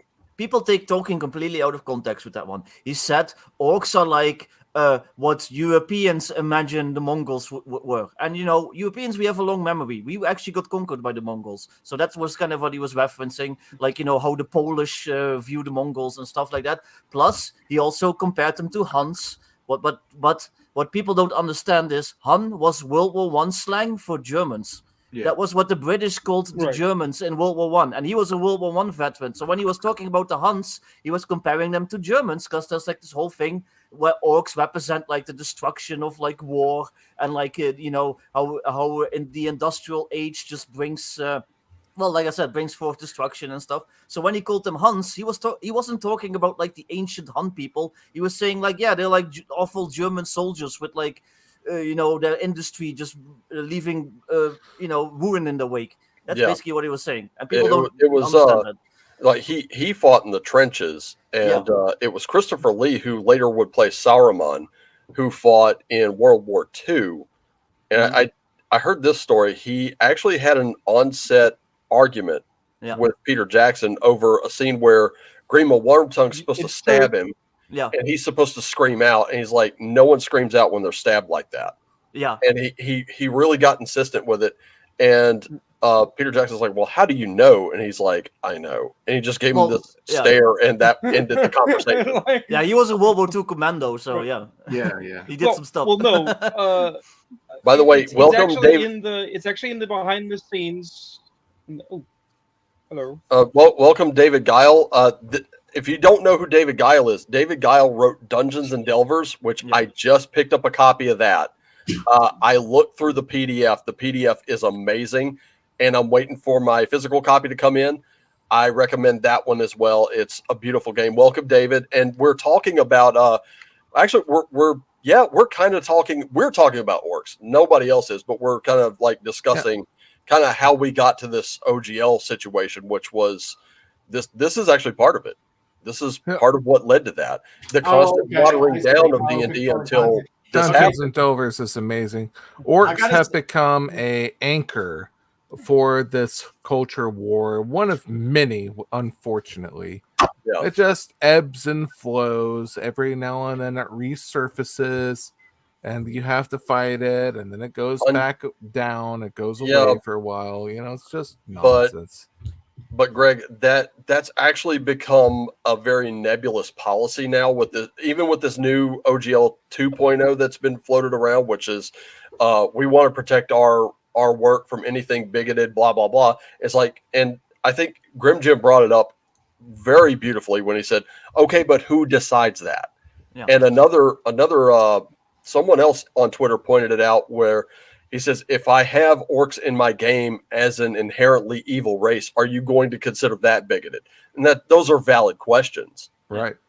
Well, I'm calling races race in my current book that I'm working on because I like the term race. I'm used to it. It has no negative connotations to me. We use a similar word in Dutch where it has no negative connotations. So I'm just calling them race. I'm not calling them species. I'm not calling them whatever background or whatever. I'm just calling them race. So if I like release this book under this OGL, could they go after me for calling it race? Because that's like the bad word now.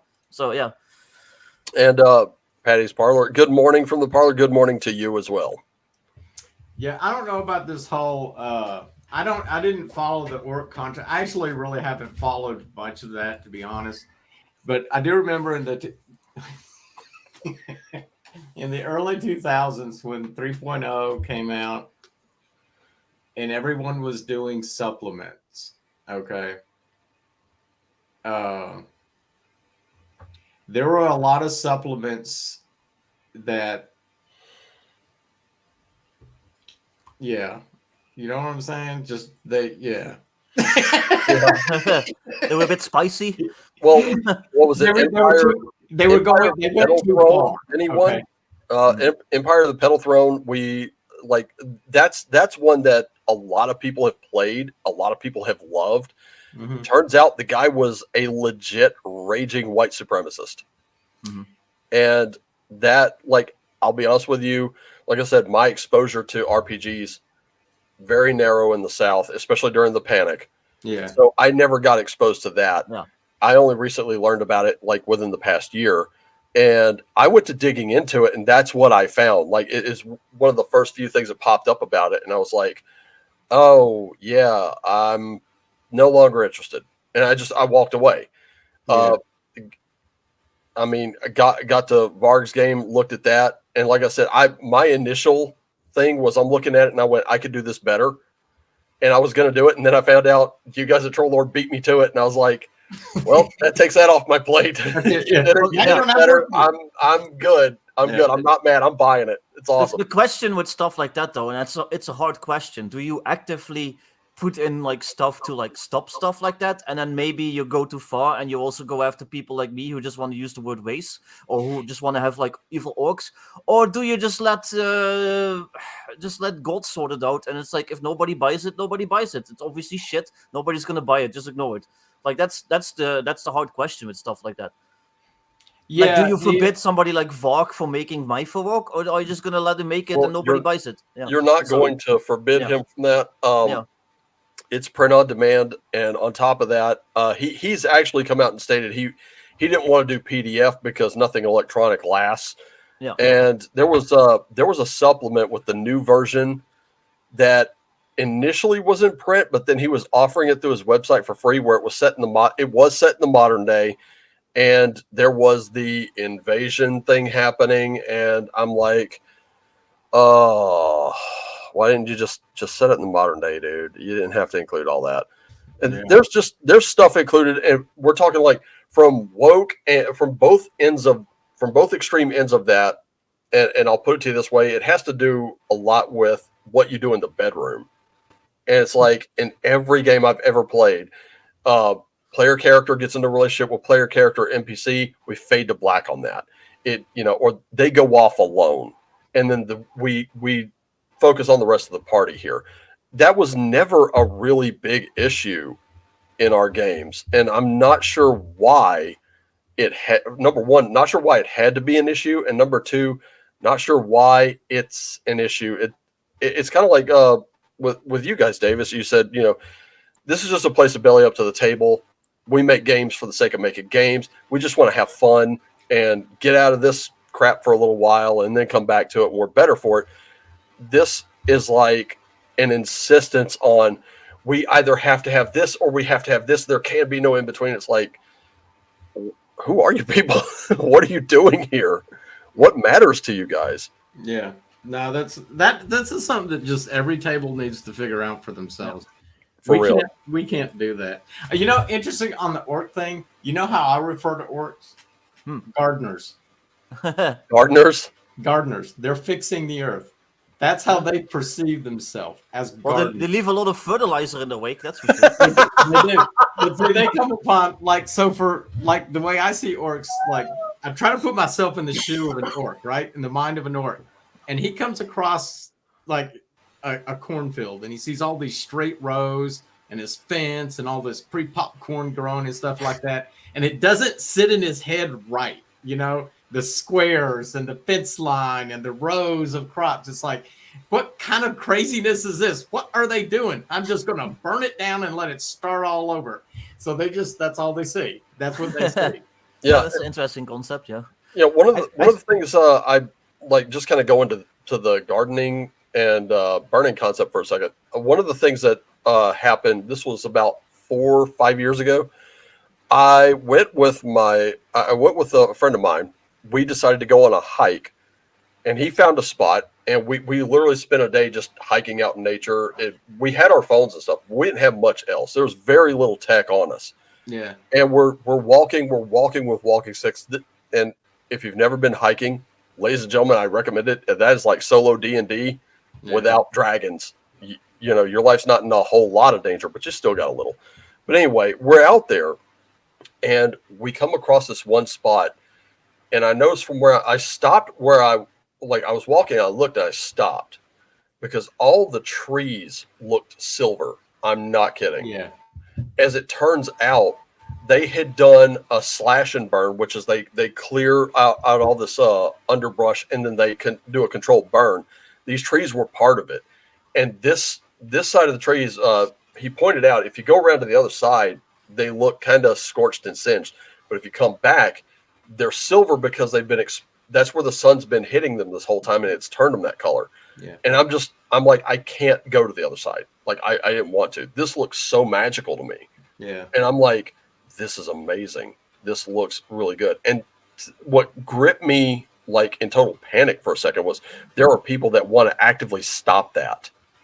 They hear slash and burn, they think something negative, but really it's all very controlled, and it's all to keep like the ground fertile and stuff like that. To keep it from like completely going out of control, and to keep wildfires from happening. Yeah. There's plants that literally spread their seeds through wildfires. Like they rely on those. Yeah, I burn my pastures every 5 years. So Your pasture? That's not nice. Yeah. I got 60 acres up here. I burned a pastures. I just said pasture. Like, like as in I burned my pasture. Like, oh geez. I put my pasture up on an effigy. I have to get a new one every 5 years. Yeah. Okay, so we're all gathering at your place for the Wicker Man ceremony, and how many more years? Yeah. We'll have a huge fire. We're sacrificing him to the moon god. I let it get out of control once. And Miguel, Cal proposed "Allies of Convenience" could be a title for Wretchedverse. I mean, also, if Wretchedverse did a World War II game, that would be great. Allies of Convenience. Let's see. Like weird World War II, that would be awesome. It's Machiavellian for us in the OSR. I think this was it's best we welcome others to play OSR. As long as they don't go political, we'll get more good people. I tend to agree.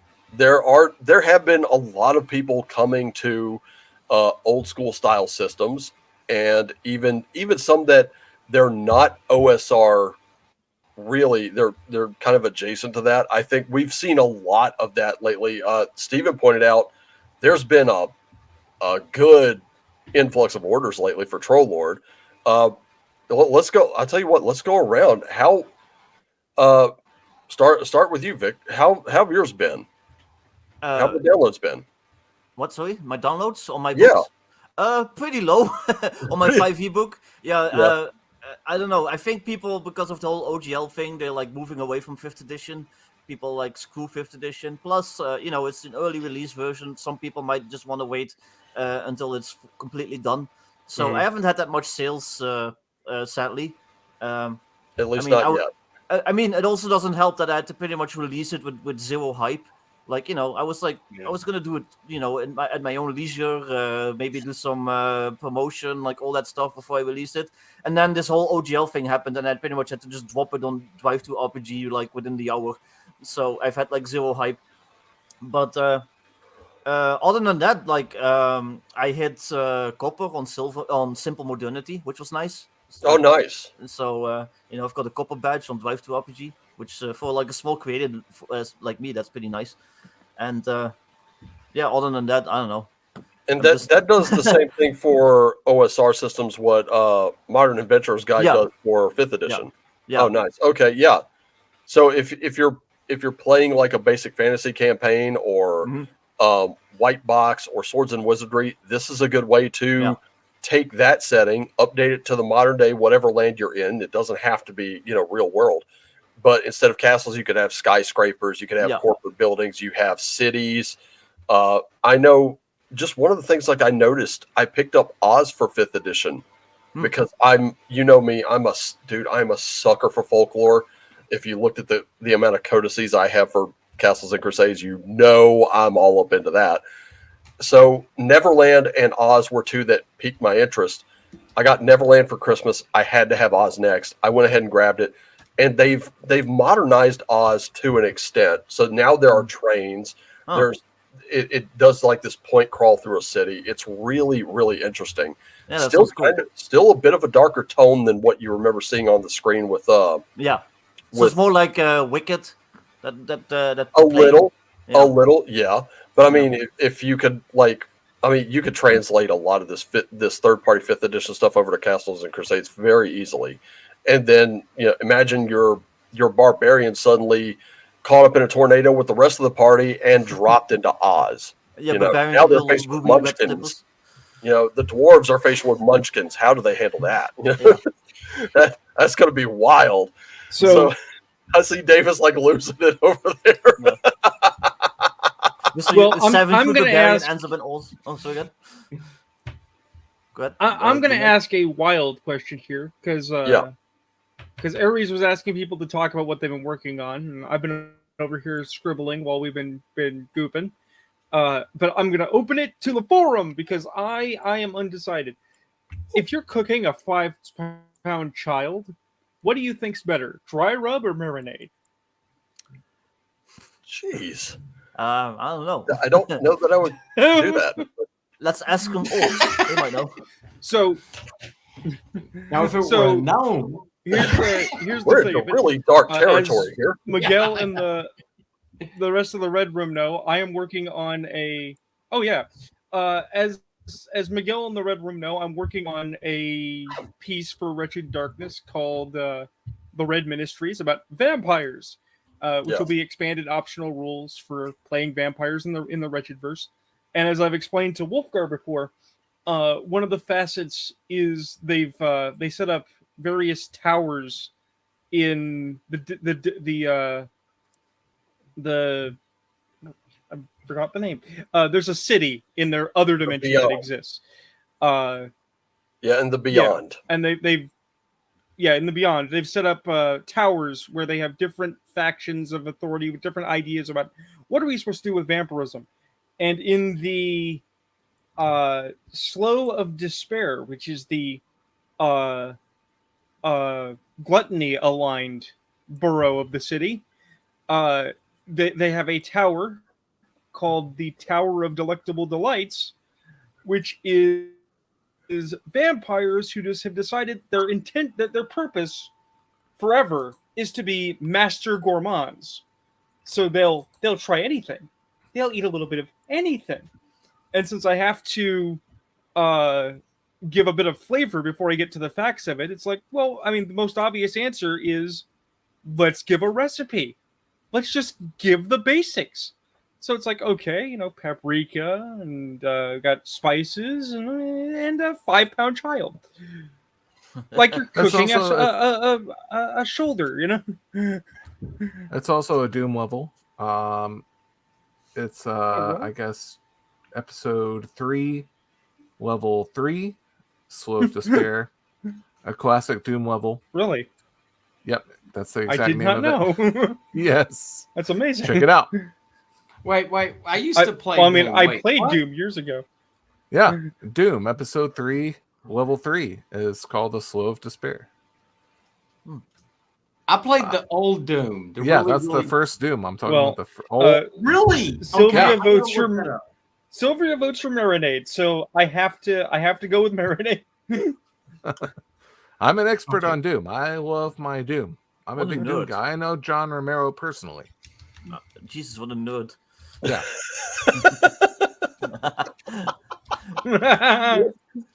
She's what a nerd. All right. But I gotta Sylvia run. says she votes for Marinade. And Hilson, Marinade might be better in roast, locks in all that baby fat. Jeez. We are, we the people who play Oh, the God. Wretchedverse are pretty, Here we go. pretty dark people. All right, I want to say one thing real quick. I always envision vampires as really, really super rare creatures, really, really rare, and always involving a love story. That's how I see it. That's how I use, and I've only used them like maybe 3 times in my role playing series. But they're love stories intermixed into That's how I use the whole thing. I don't use them that often. So Yeah, I've the last time I played any kind of game with vampires in it was Vampire the Masquerade. That was, I want to say that was back in the early aughts, and we did have a group that we had a guy that ran it who hacked the rules in such a way that he really did make it enjoyable. And unfortunately, I lost all my books. Well, like I said, my library was not that big. It was probably about like half a shelf. But I lost all of them in my move. Don't know whether they fell off the back of my truck or whether they got left behind just accidentally. Don't know, but they're gone. And some of it was old TSR stuff. But anyway, I will say this: I know Lord Mateus is getting rid of some, and I was like, I'm interested, dude. If I don't have to give White Wolf, Paradox, Onyx Path any money, I'm down. Talk to me. What do you got? Yeah. And he's looking right now to see what he has and what he's gonna sell. So I might be getting some of that back. And by the way, Joe, if that means he has Vampire the Requiem, yes, I will be buying that one again. Yeah, some of that old White Wolf Vampire or the Masquerade stuff is really, really, really good. Yeah. Well, it's because at the time, I think people saw that as like, this is the rated R stuff, and D&D back then was seen as more like the PG, G-rated stuff. Like if you're talking like movie shelf variety, so it was kind of seen as, oh, that's the kids' game. This is more the adults' game, and we're all grown up now, so let's do this. I actually got to meet Mark Reinhagen on stream, on T-shirt stream once, and I have like a bunch of friends that are huge Vampire the Masquerade fans. They do like LARPing and everything, and they were really jealous. And it was great because I don't know shit about Vampire the Masquerade. There, so. you jerk. Yeah, you were there too, and I think Greg was there too. I was there. Yeah, I know. Wolfguard, you know what this man did to me? He basically said he tried to shame you for liking Vampire the Requiem. No. Mark Reinhagen was on the stream, and T-shirt and Victor call me on the stream, and it's like, "Hi, Joe." I'm like, "Hi, guys." They're like, "Hi," and they're like, "Hey, Mark, this guy likes Requiem instead of Masquerade." And I'm like, They tried to shame him for that, and I'm like, "Oh, come on." All right, hey guys, I got to run. We've got to load up more stuff from the warehouse. All right, Davis, thank you so much for joining us, dude. I appreciate you coming on. I got to get my truck fixed. I got to go out there and work on it to get it to work, so I can get to the warehouse. Yeah. Well, thank you for coming on, dude. I appreciate it, man. Yeah, no problem. You are welcome back at any time. Okay, yeah, I'll jump on whenever. All right, cool. Have to do that reading for me. Yeah. As a matter of fact, I'll tell you what. I got the bag right here, man. I'll bust it out like right now. Okay. All right, so there we go. Love the sound of Tiger Eye in the morning. It smells like victory. At least, hey, that's what the last 2 readings were. They were the Rune Casting Wednesday and this reading. They're both coming out with whoever it resonates with. It comes out with you on top, but you still have to put in the work. Yeah. And so, Davis, your first rune I got Canines right off the top. That's torch, that's beacon, that's light right there. Okay. So cool. This was actually the first rune in the reading yesterday. Really? Yeah, this was the first one. And basically when this comes up, it's you got to stick. The biggest theme to both readings was sticking to what you love. What you love the most is going to make you like excited. Your face lights up. Everything about you just becomes lighter. Yeah, that's what keeps you going. That's what keeps your focus. That's where you need to be, is just what you love, not what you don't. And here we go. Number 2, Gabo. Gabo is kind of a mutual exchange here. But in this case, these are the gifts and talents with which you were born. You could choose to ignore them, or you could choose to develop them. In this case, with Kanaz being the first rune, in that context, I'm definitely looking at get those, look at what you're really, really good at. Look at what you have a tendency towards that you may not be good at, and then go with that. Third one, Avaz, which is the horse. This is movement. So what you're reading right here is telling you with Kanaz, Gabo, and Avaz is you've got to take what you love, what you're talented at, what you're really good at, what you don't know, find out, learn, get all that you can, and then just move forward with it. Because you got 2 of the runes out of like the 2 from this past week. That's big, especially for people who are creative.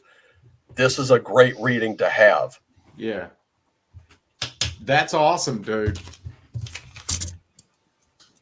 And I gotta say this, for the Tiger Eye runes that you saw here today, Moots, who was on last week, actually got me these as a Christmas gift, and I just finished the dedication about a week ago. So these things are so smooth and so fluid that I'm loving them. They're absolutely great. What was that last rune? Ivaz or Avaz. One has an I, one has a. It's just like one of them is. It just looks like an M. As a matter of fact, I kind of get the names mixed up from time to time, but it's Avaz. Let's see. Yeah, Avaz. Okay. So this is. I'll post it in the chat here very shortly. There we go. There we go. And this is the horse. So, trust, teamwork, love, partnership, animals, emotion. So, and again, yesterday was all about emotion. And we're going with what lights you up, what you love the most. Love is definitely an emotion. We can't prove that we love something unless we actually put it in to show that we love something. So this is you working with others, you really kind of getting together. Othala also comes to mind, but even though it didn't come up, because what you don't know, you can learn from someone more experienced. You can learn from someone who's just kind of been around, and it doesn't always have to be someone older than you. It could be someone who's just kind of been in something or who might have figured something out. So your movement, your forward movement is going to depend on all of that. Okay. No. That makes it brings. Yes, I just made a decision. Anyway, based on that I'm reading, glad I could help. I just made a decision. And I'm glad I could help. Yes, it involves 3 things. So yes, no, that helped me clarify. Although I will say I'm going to go work on my truck. I'm a horrible mechanic, so that has to be done first. All right. Good luck with that. Good luck. All right. Thanks, man. I'll be in touch. Yep. And I just gave him the Vulcan salute.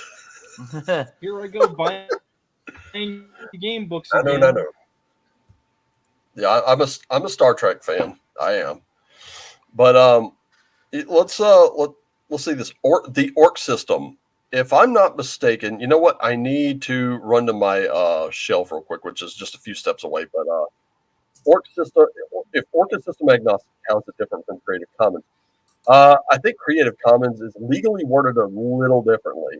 This is something I think just kind of like a group holds on to, and they're kind of determining what would be best for that group if you were to join it.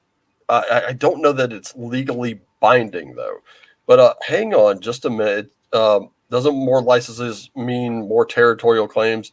independent creators and gamers would need to worry about? No, not really. I wouldn't think so, because in my opinion, if I were to come up with a license, I wouldn't want anyone to feel like they were beholden to me. It would just be like, here's a work that I have, here's a license that I've made for it. Go ahead and do it. I know John, the basic expert, just came out with Cowpunchers Reloaded. That one also, I'm going to say this, even though it got rushed to market, same as yours, Victor, it's still awesome, still good. Yeah. If you like westerns, I think it's a good one. You can also use it. It's compatible with Wretched Country, but this one's under a Creative Commons license, and it uses John's own rule set. So basically, what he's doing is it's I don't know that I would call it lazy. I really don't, because it seems like, under the circumstances, he was looking for something to release it under. That way, no one else is beholden to him. It's just you can make stuff using his rule system as a supplement to his game. You can use his rule system for a game of your own, so on and so forth. And since it's open to everybody, and I think most people know this, and this is just fact.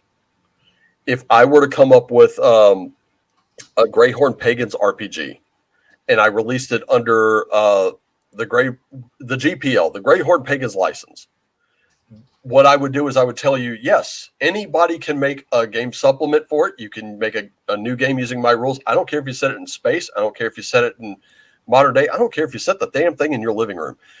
If you use my rules, just remember this is the license that you're agreeing to.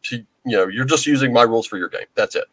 Yeah. I understand that there will be some people that I probably don't want making supplements for my game and releasing them on their own. That's probably going to happen. But the thing is, this is the key thing to remember. You also are not required to buy them. It's really leaving the choice up to you.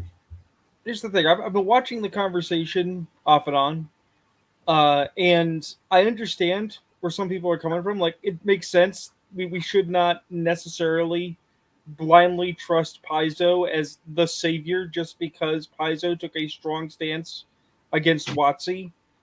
But that doesn't mean that we shouldn't be like anti-orc.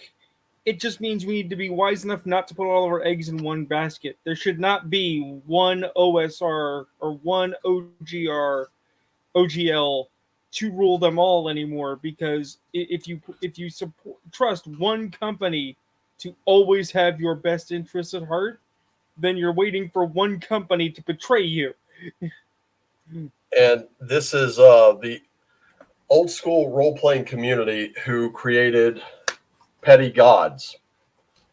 This is a book. I gotta hand it to Samwise7 RPG on Twitter, who recommended this book, and I love this book. This book is absolutely awesome, and it will go with any of your games. I don't care if it is Castles and Crusades. This will go with it. If you're the castle keeper, this will work. You can use this for, as a matter of fact, this would be great for Wretched Bastards, especially if you really needed a petty god like the God of Stairs and Ladders. That one's in here. You could create really weird cults with books like this. And this one is from the old school role-playing community. I don't know. I don't think they went OGL for this one. Let's see. Hey, Miguel, nope. I just bought Knuckles of Steel, and the boobs are not obscured. I have the boobs. They aren't obscured. Same. That's why it's mature. And this one, all materials in this book are owned by their respective creators and contributors and are used with their permission. It's the responsibility of each creator and contributor to register copyrights in the creator-contributor's name as a claimant with the United States Copyright Office and elsewhere as elected. There's a Labyrinth Lord and Advanced Edition Companion. Those things are copyrighted. But the character locations and incidents in this book are entirely the product of their author's imagination and have no relation to any person or event in real life. So I don't think this one went with OGL at all. There's a list of contributors, editors, proofreaders, writers. By the way, Eric Fabiashi, the guy I tend to credit a lot, contributed to this book. So this is one. I forget who. Let's see who else contributed, because I was looking through this and I was just like, whoa, hey, hold up, I know some of these names, and I've been talking with some of these names. See who there. I think Janelle Jacquet's.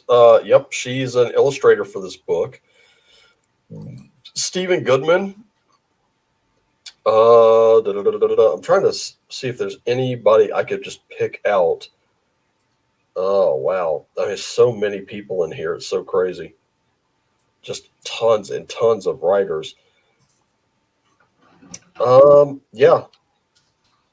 Like I said, Eric Fabiashi did contribute to this one. I think Errol Otis contributed to this one. So Zach Smith also. So lots, and I mean, you could just, this page, y'all, this one right here, just massive amounts of people in terms of writers and artists just contributed to this one, and about $30 on Lulu. It's kind of a beast of a book, but yeah, I still recommend it, especially if you're GMing a game. That's going to be an invaluable resource. But that one, I think, was also released under that one.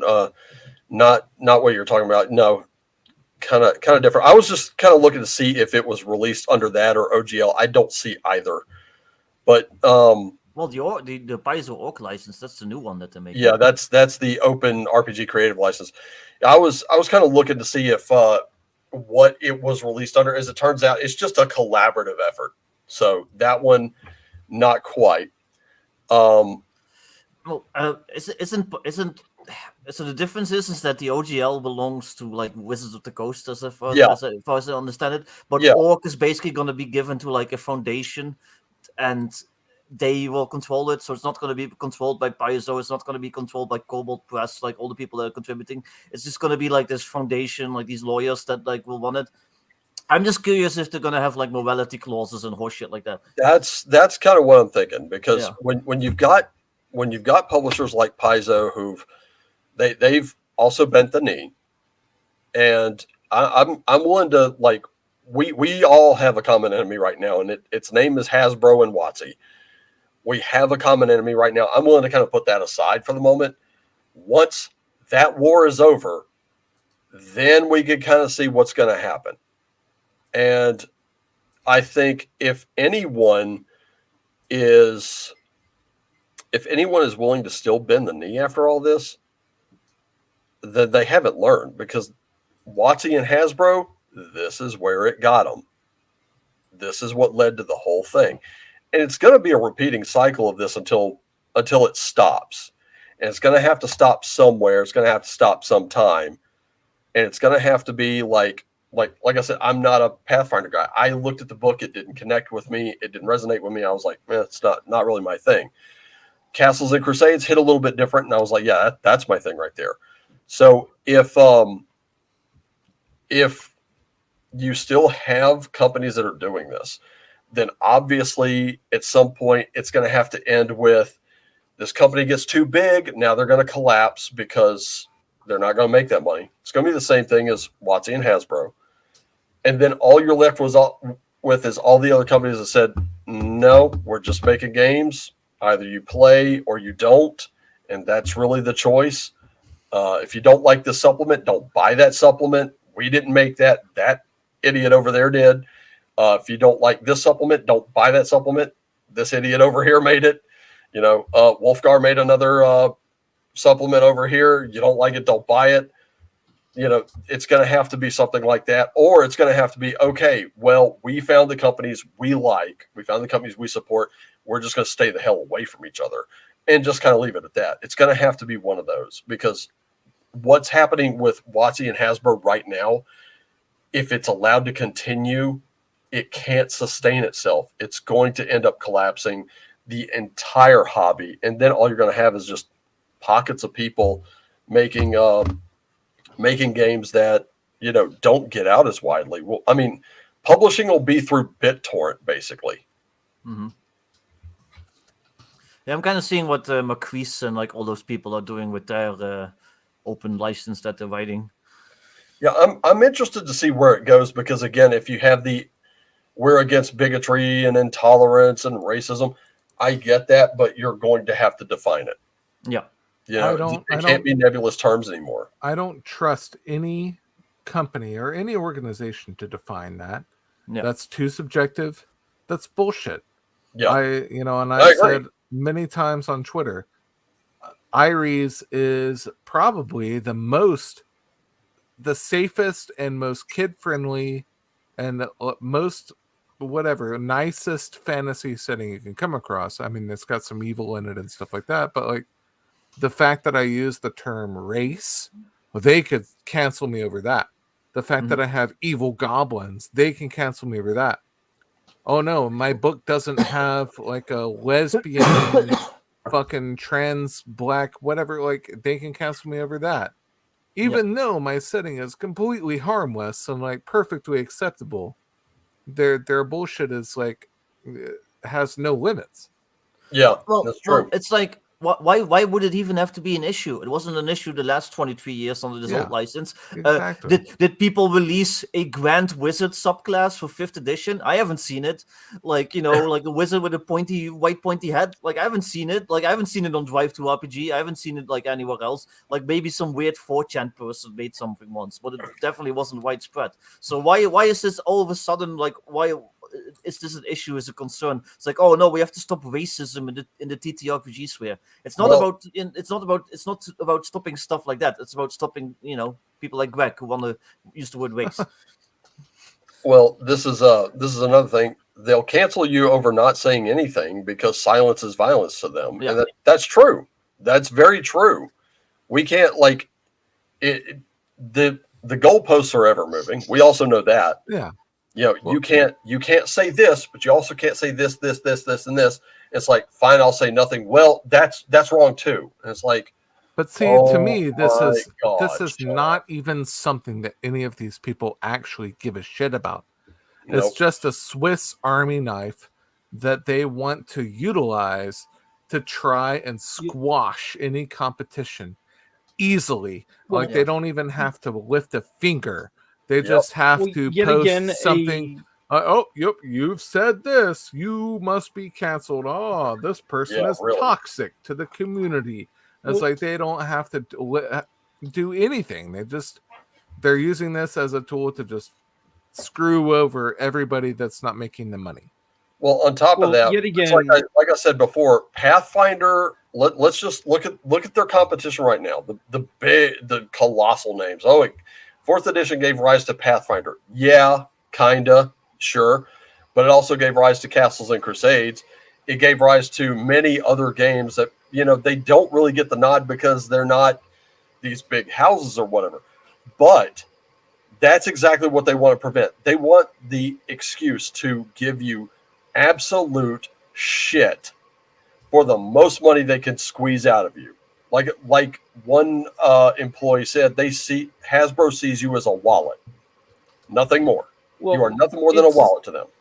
It's bringing a bit of political sophistry back into play that at the time I really thought was annoying, but it is becoming more accurate. Rules for thee, not for me. Yeah. Because it's literally, if you're not wealthy enough to tell me to go eat it, then you have to abide by whatever arbitrary rules that the large companies put out. And that's actually a more believable usage of that than a political one, because at least politicians, theoretically, can be ousted by not being voted back in. You have no personal control over what happens to a corporate executive, which is how they can continue to fail upward. I don't even really get why Wizards of the Coast is concerned about like companies like Paizo. Paizo got big they're because not. well, Paizo got big because we were basically. Jeez. Okay. It was, Whoa. What's happening? I don't know. Waven's going mad. The machine spirit is angry. Do what? Oh, you The were machine your spirit. mic was The machine being spirit awful is turned noises. on him. No, but Paizo got big because they basically continued making 3.5 stuff after. That's a noise. After Wizards of the Coast gave it up, Wizards of the Coast moved to 4th edition, so they stopped making 3.5 stuff, and then like a different company picked it up. But like either way, they're not losing money because they weren't doing it anyway. If that makes sense, I don't know. Well, I'm Dutchman. Here's the thing. It's very simple. If Wizards want, and I said this earlier in the show, if Wizards wants to make more money, it's very simple. And working with Hasbro, this can be done, but they have to understand that D&D Beyond is ancillary. This is not something that's going to be the primary means of playing, unless it happens organically. What has to happen now is this is such a simple thing. I cannot believe that no one at Wizards or Hasbro thought of this. And if they have, I have to wonder why it's not a thing. The board game Hero Quest. All you have to do is throw in a basic copy, a copy of the D&D basic rules. Have it make it a D&D tie-in, because that's how some people started playing. It's how I started playing. So you include a copy of the basic rules. Hey, when you're done with this book, use this to expand your game. You have the expansion sets that are sort of like Hero Quest D&D branded.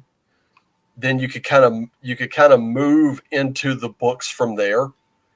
And then from there you could kind of move it into it's a slow process, but it does work. You can move it into like the virtual tabletop D&D Beyond bit if you want to do it that way. But they spent a lot of money on it. They spent a lot of money on it. There's no way in hell that they're not going to get a return on their investment, and they're not going to get it quick because they have fucked around with so much of this. Changed it before. And it's like I told Davis earlier, all they had to do, it doesn't matter whether it's Dark Sun, Mystara, Spelljammer, or Dragonlance, copy, paste, update rules to 5e rules, done. And I guarantee you there'd be people that would be buying it up. It's very simple. Fuck. Probably gonna have to head off soon because I am tired and I need a nap before other streams. So I hear that. Here's the thing, Wolfgar. It's not like they haven't changed it before. Hero Quest in its original release was Warhammer, right? Mm-hmm. The Barbarian was Sigmar. And among the various creatures, they had Chaos Warriors and Femur. Femur are Warhammer specific. So when they reissued Hero Quest, they had to scrub all that stuff. That's why they replaced Femur with sort of a Lovecraftian monster, right? And they removed the names of certain things and references. Yeah. Because back in the day, when this little place called Citadel, they didn't have this board game. Yeah, I didn't. I had no idea. Like, literally, it didn't click with me at all. So it's not just bro. You're breaking up again.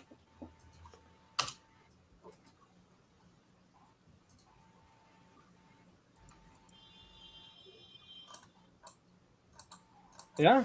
I'm gonna head off. I need a nap. I've barely slept this last week because I've been writing. Yeah. So. All right, Vic. Look, man. Thanks for joining us, dude. It's been a pleasure. Yep. I will catch you guys later. All right, later. Probably gonna skip out as well. Later. All right. Be a good time to start wrapping things up. Maybe I don't know. It's up to you. Yeah. We've gone over 2 hours again. Yeah. So I'll tell you what. How about this? Greg, we'll start with you. Anything closing out you wanted to talk about? Just anything we might have missed? No, you haven't missed anything. Like, I love the Red Room. I love what Victor is doing. Like all you guys, top-notch content for the OSR and the RPG community. If you want to check me out on my Aeres Chronicles anywhere on Twitter, Facebook, YouTube, you can find me. Like, yeah, I've got the link to your website in the description. I went ahead and put links to Victor, the Red Room, you, and Troll Lord, all of them. You're all yeah.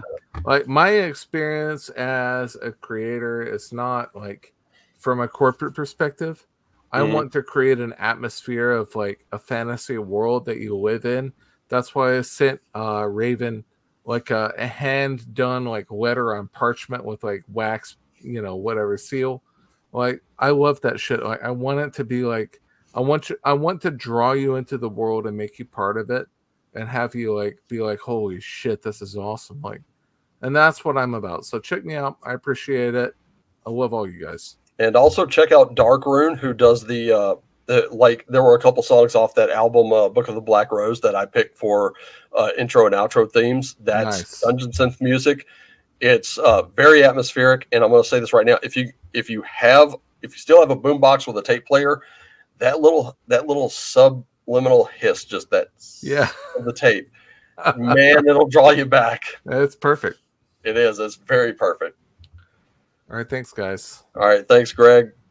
Yep, catch you around. All right, see ya. Miguel, what's going on, man? You've been silent almost throughout the entire thing, man. What's going on? Well, nothing really. There's something that I would like to talk about. That's just with you, not about the conversation itself. I'm rewriting the rules, even though I know it's not mandatory. But since I'm going to change some things, I would like you to give it a look, of course. Sure. If you have the time for that. So I've already started it. I'm going to change things that I know that I don't have to change, even though I want to take the OGL, but I know that's okay. The names of the attributes and all that abilities. But I'm going to change them anyway because I think it gets more wretched and a little bit different. Give it more character, I think. Yeah, that's what I'm doing right now. That's awesome. Wretched Darkness is the newest release from the Red Room. Yep. Okay, so Wretched Darkness. I put a link up to your page on Big Geek Emporium. So there's a ton of stuff there, and let me just kind of go back to that real quick. I'll share it.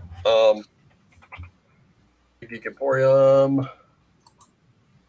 Actually, poop. I did not do that correctly at all.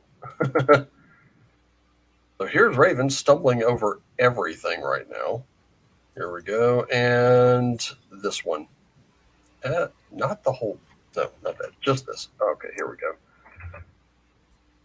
And time to share that screen because you're going to see just how much. How many books now? 30? I think it's 35, I think. 35. Wow. God, I'm a lame ass. 35 books, and there it is. Wretched Darkness, The Bastard King, Agents of Wretch.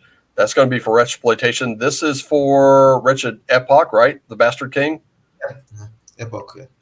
There's Knuckles of Steel, Vice, Wretched Apocalypse. So if you kind of like that Mad Max The Road type situation, there's that.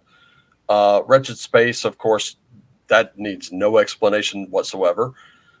Plenty of adventures written for the various games, and you can also get the quick start guides absolutely free. So you get to kind of look into that, but those rules will be updated. So just keep that in mind if you're waiting for the updates. A quick question: are you going to leave the old sets up on Lulu as well, or are you going to just change it all? If I can let them there, they will be there. Okay, great. So we do have like I know I've got the old sets right here up on my desk hutch, and many of them are ports from the actual fucking Monsters game, which was the last one. I'm also working on this one. Welcome to St. Cloud, yeah. It's the only one that's missing yet. I contacted the basic expert to do a cover for this one. Oh, cool. Yeah, I know he was a big fan. As a matter of fact, he's how I found that game. Yeah. Yeah, he did a review. Yes, of course. And he's a big fan of Twin Peaks. So this is basically, I can't believe it's not Twin Peaks. So that's why. And Brian said, "I have the actual fucking Monsters book. It just arrived." Yeah, it is cool. It is a cool system. I do like it, and I love how. I think one of my favorite parts is that the 2-part introduction Grim Jim pulls, where he talks about, this is what it is, and if you're looking for anything else, you could probably have it, but it's going to fall flat of your expectations because that's not what this game's about. And just really aggressive with it, and I kind of enjoyed that. It was awesome. And then let's see, you had Orpheum Lofts, Sisters of the Seven Sins, and the Memoriam, and Welcome to St. Cloud for that system. And also there's one other. There's one other I don't think you've translated. Her Heart Was a Locked Room and No One Had the Key. That one was, I'm not sure. That one wasn't published, I think. It's in the Giallo. Yeah, it was published this time. Giallo Companion. Yeah, the Giallo Companion, of course. Yeah. It was still Postmortem Studios, but that one I did lay out. Yeah, okay. It was this year. And Brian says, Rune Knight, talk about the Necro Buffet writing. I will get to Necrosis when I get to Necrosis. I got to finish the Red Ministries first.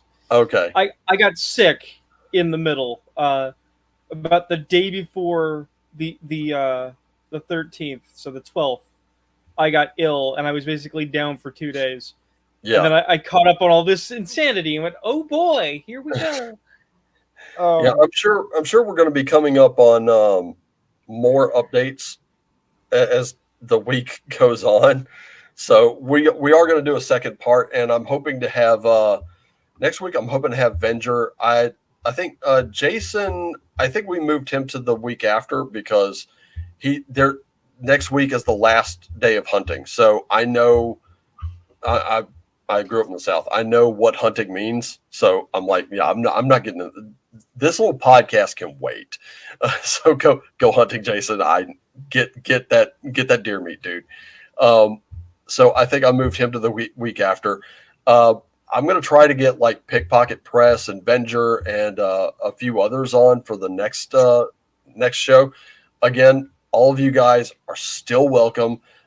David, if you want to come on, feel free to let me know. We'll, I'm gonna go by Wednesday, no later than Wednesday. I want to have everybody nailed down for next week. That'll be on the 21st, same time, same channel.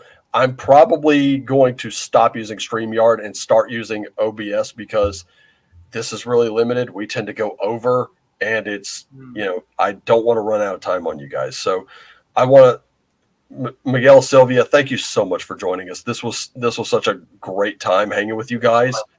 And, thank all of you who jumped into the chat to hang out with us. And yeah, I gotta say, I even said it last week, even with all this crap going on, I'm seeing like a lot of very bright future for tabletop RPGs in general. And that includes everybody, big, small, doesn't matter. I'm still very hopeful. And so he says she's hard at work on her Chalt adventure for the Chalt Game Jam. I'm hopeful to talk about that with Venger too, because that's going to be cool. But thank you guys so much for joining us. And anything you guys want to say before we bounce out of here? No. Not me. Joe? Olive or vegetable oil for part searing or grilling. Salt, pepper, and other basic seasonings. Half cup of apple juice, half cup of water, 1/4 of a cup of brown sugar, 1/4 of a cup of salt, 1 tablespoon soy sauce, 1 tablespoon Worcestershire sauce, 1 human child, also known as a Hammetville ham. Jesus. And there's Joe playing Martha Stewart, the role playing game, the twisted version. But that's it for us, guys. In the meantime, look, you go to a horrible otherworldly dimension, you get hungry, you need a nosh, you go to the one restaurant. It's a horrible restaurant. So. They don't offer very normal things, but it's a restaurant and it's always open. Yep, that's true. And from all of us here on the channel, again, thank you so much for joining us. Thank you for hanging out. Thank you for your likes, your shares, your comments, your subscriptions, all that good stuff. It means a lot to us here. So play what you like, love what you play. Remember, love you all. Take care of yourselves and each other. Always play what lights you up, and as always, play on. Ending.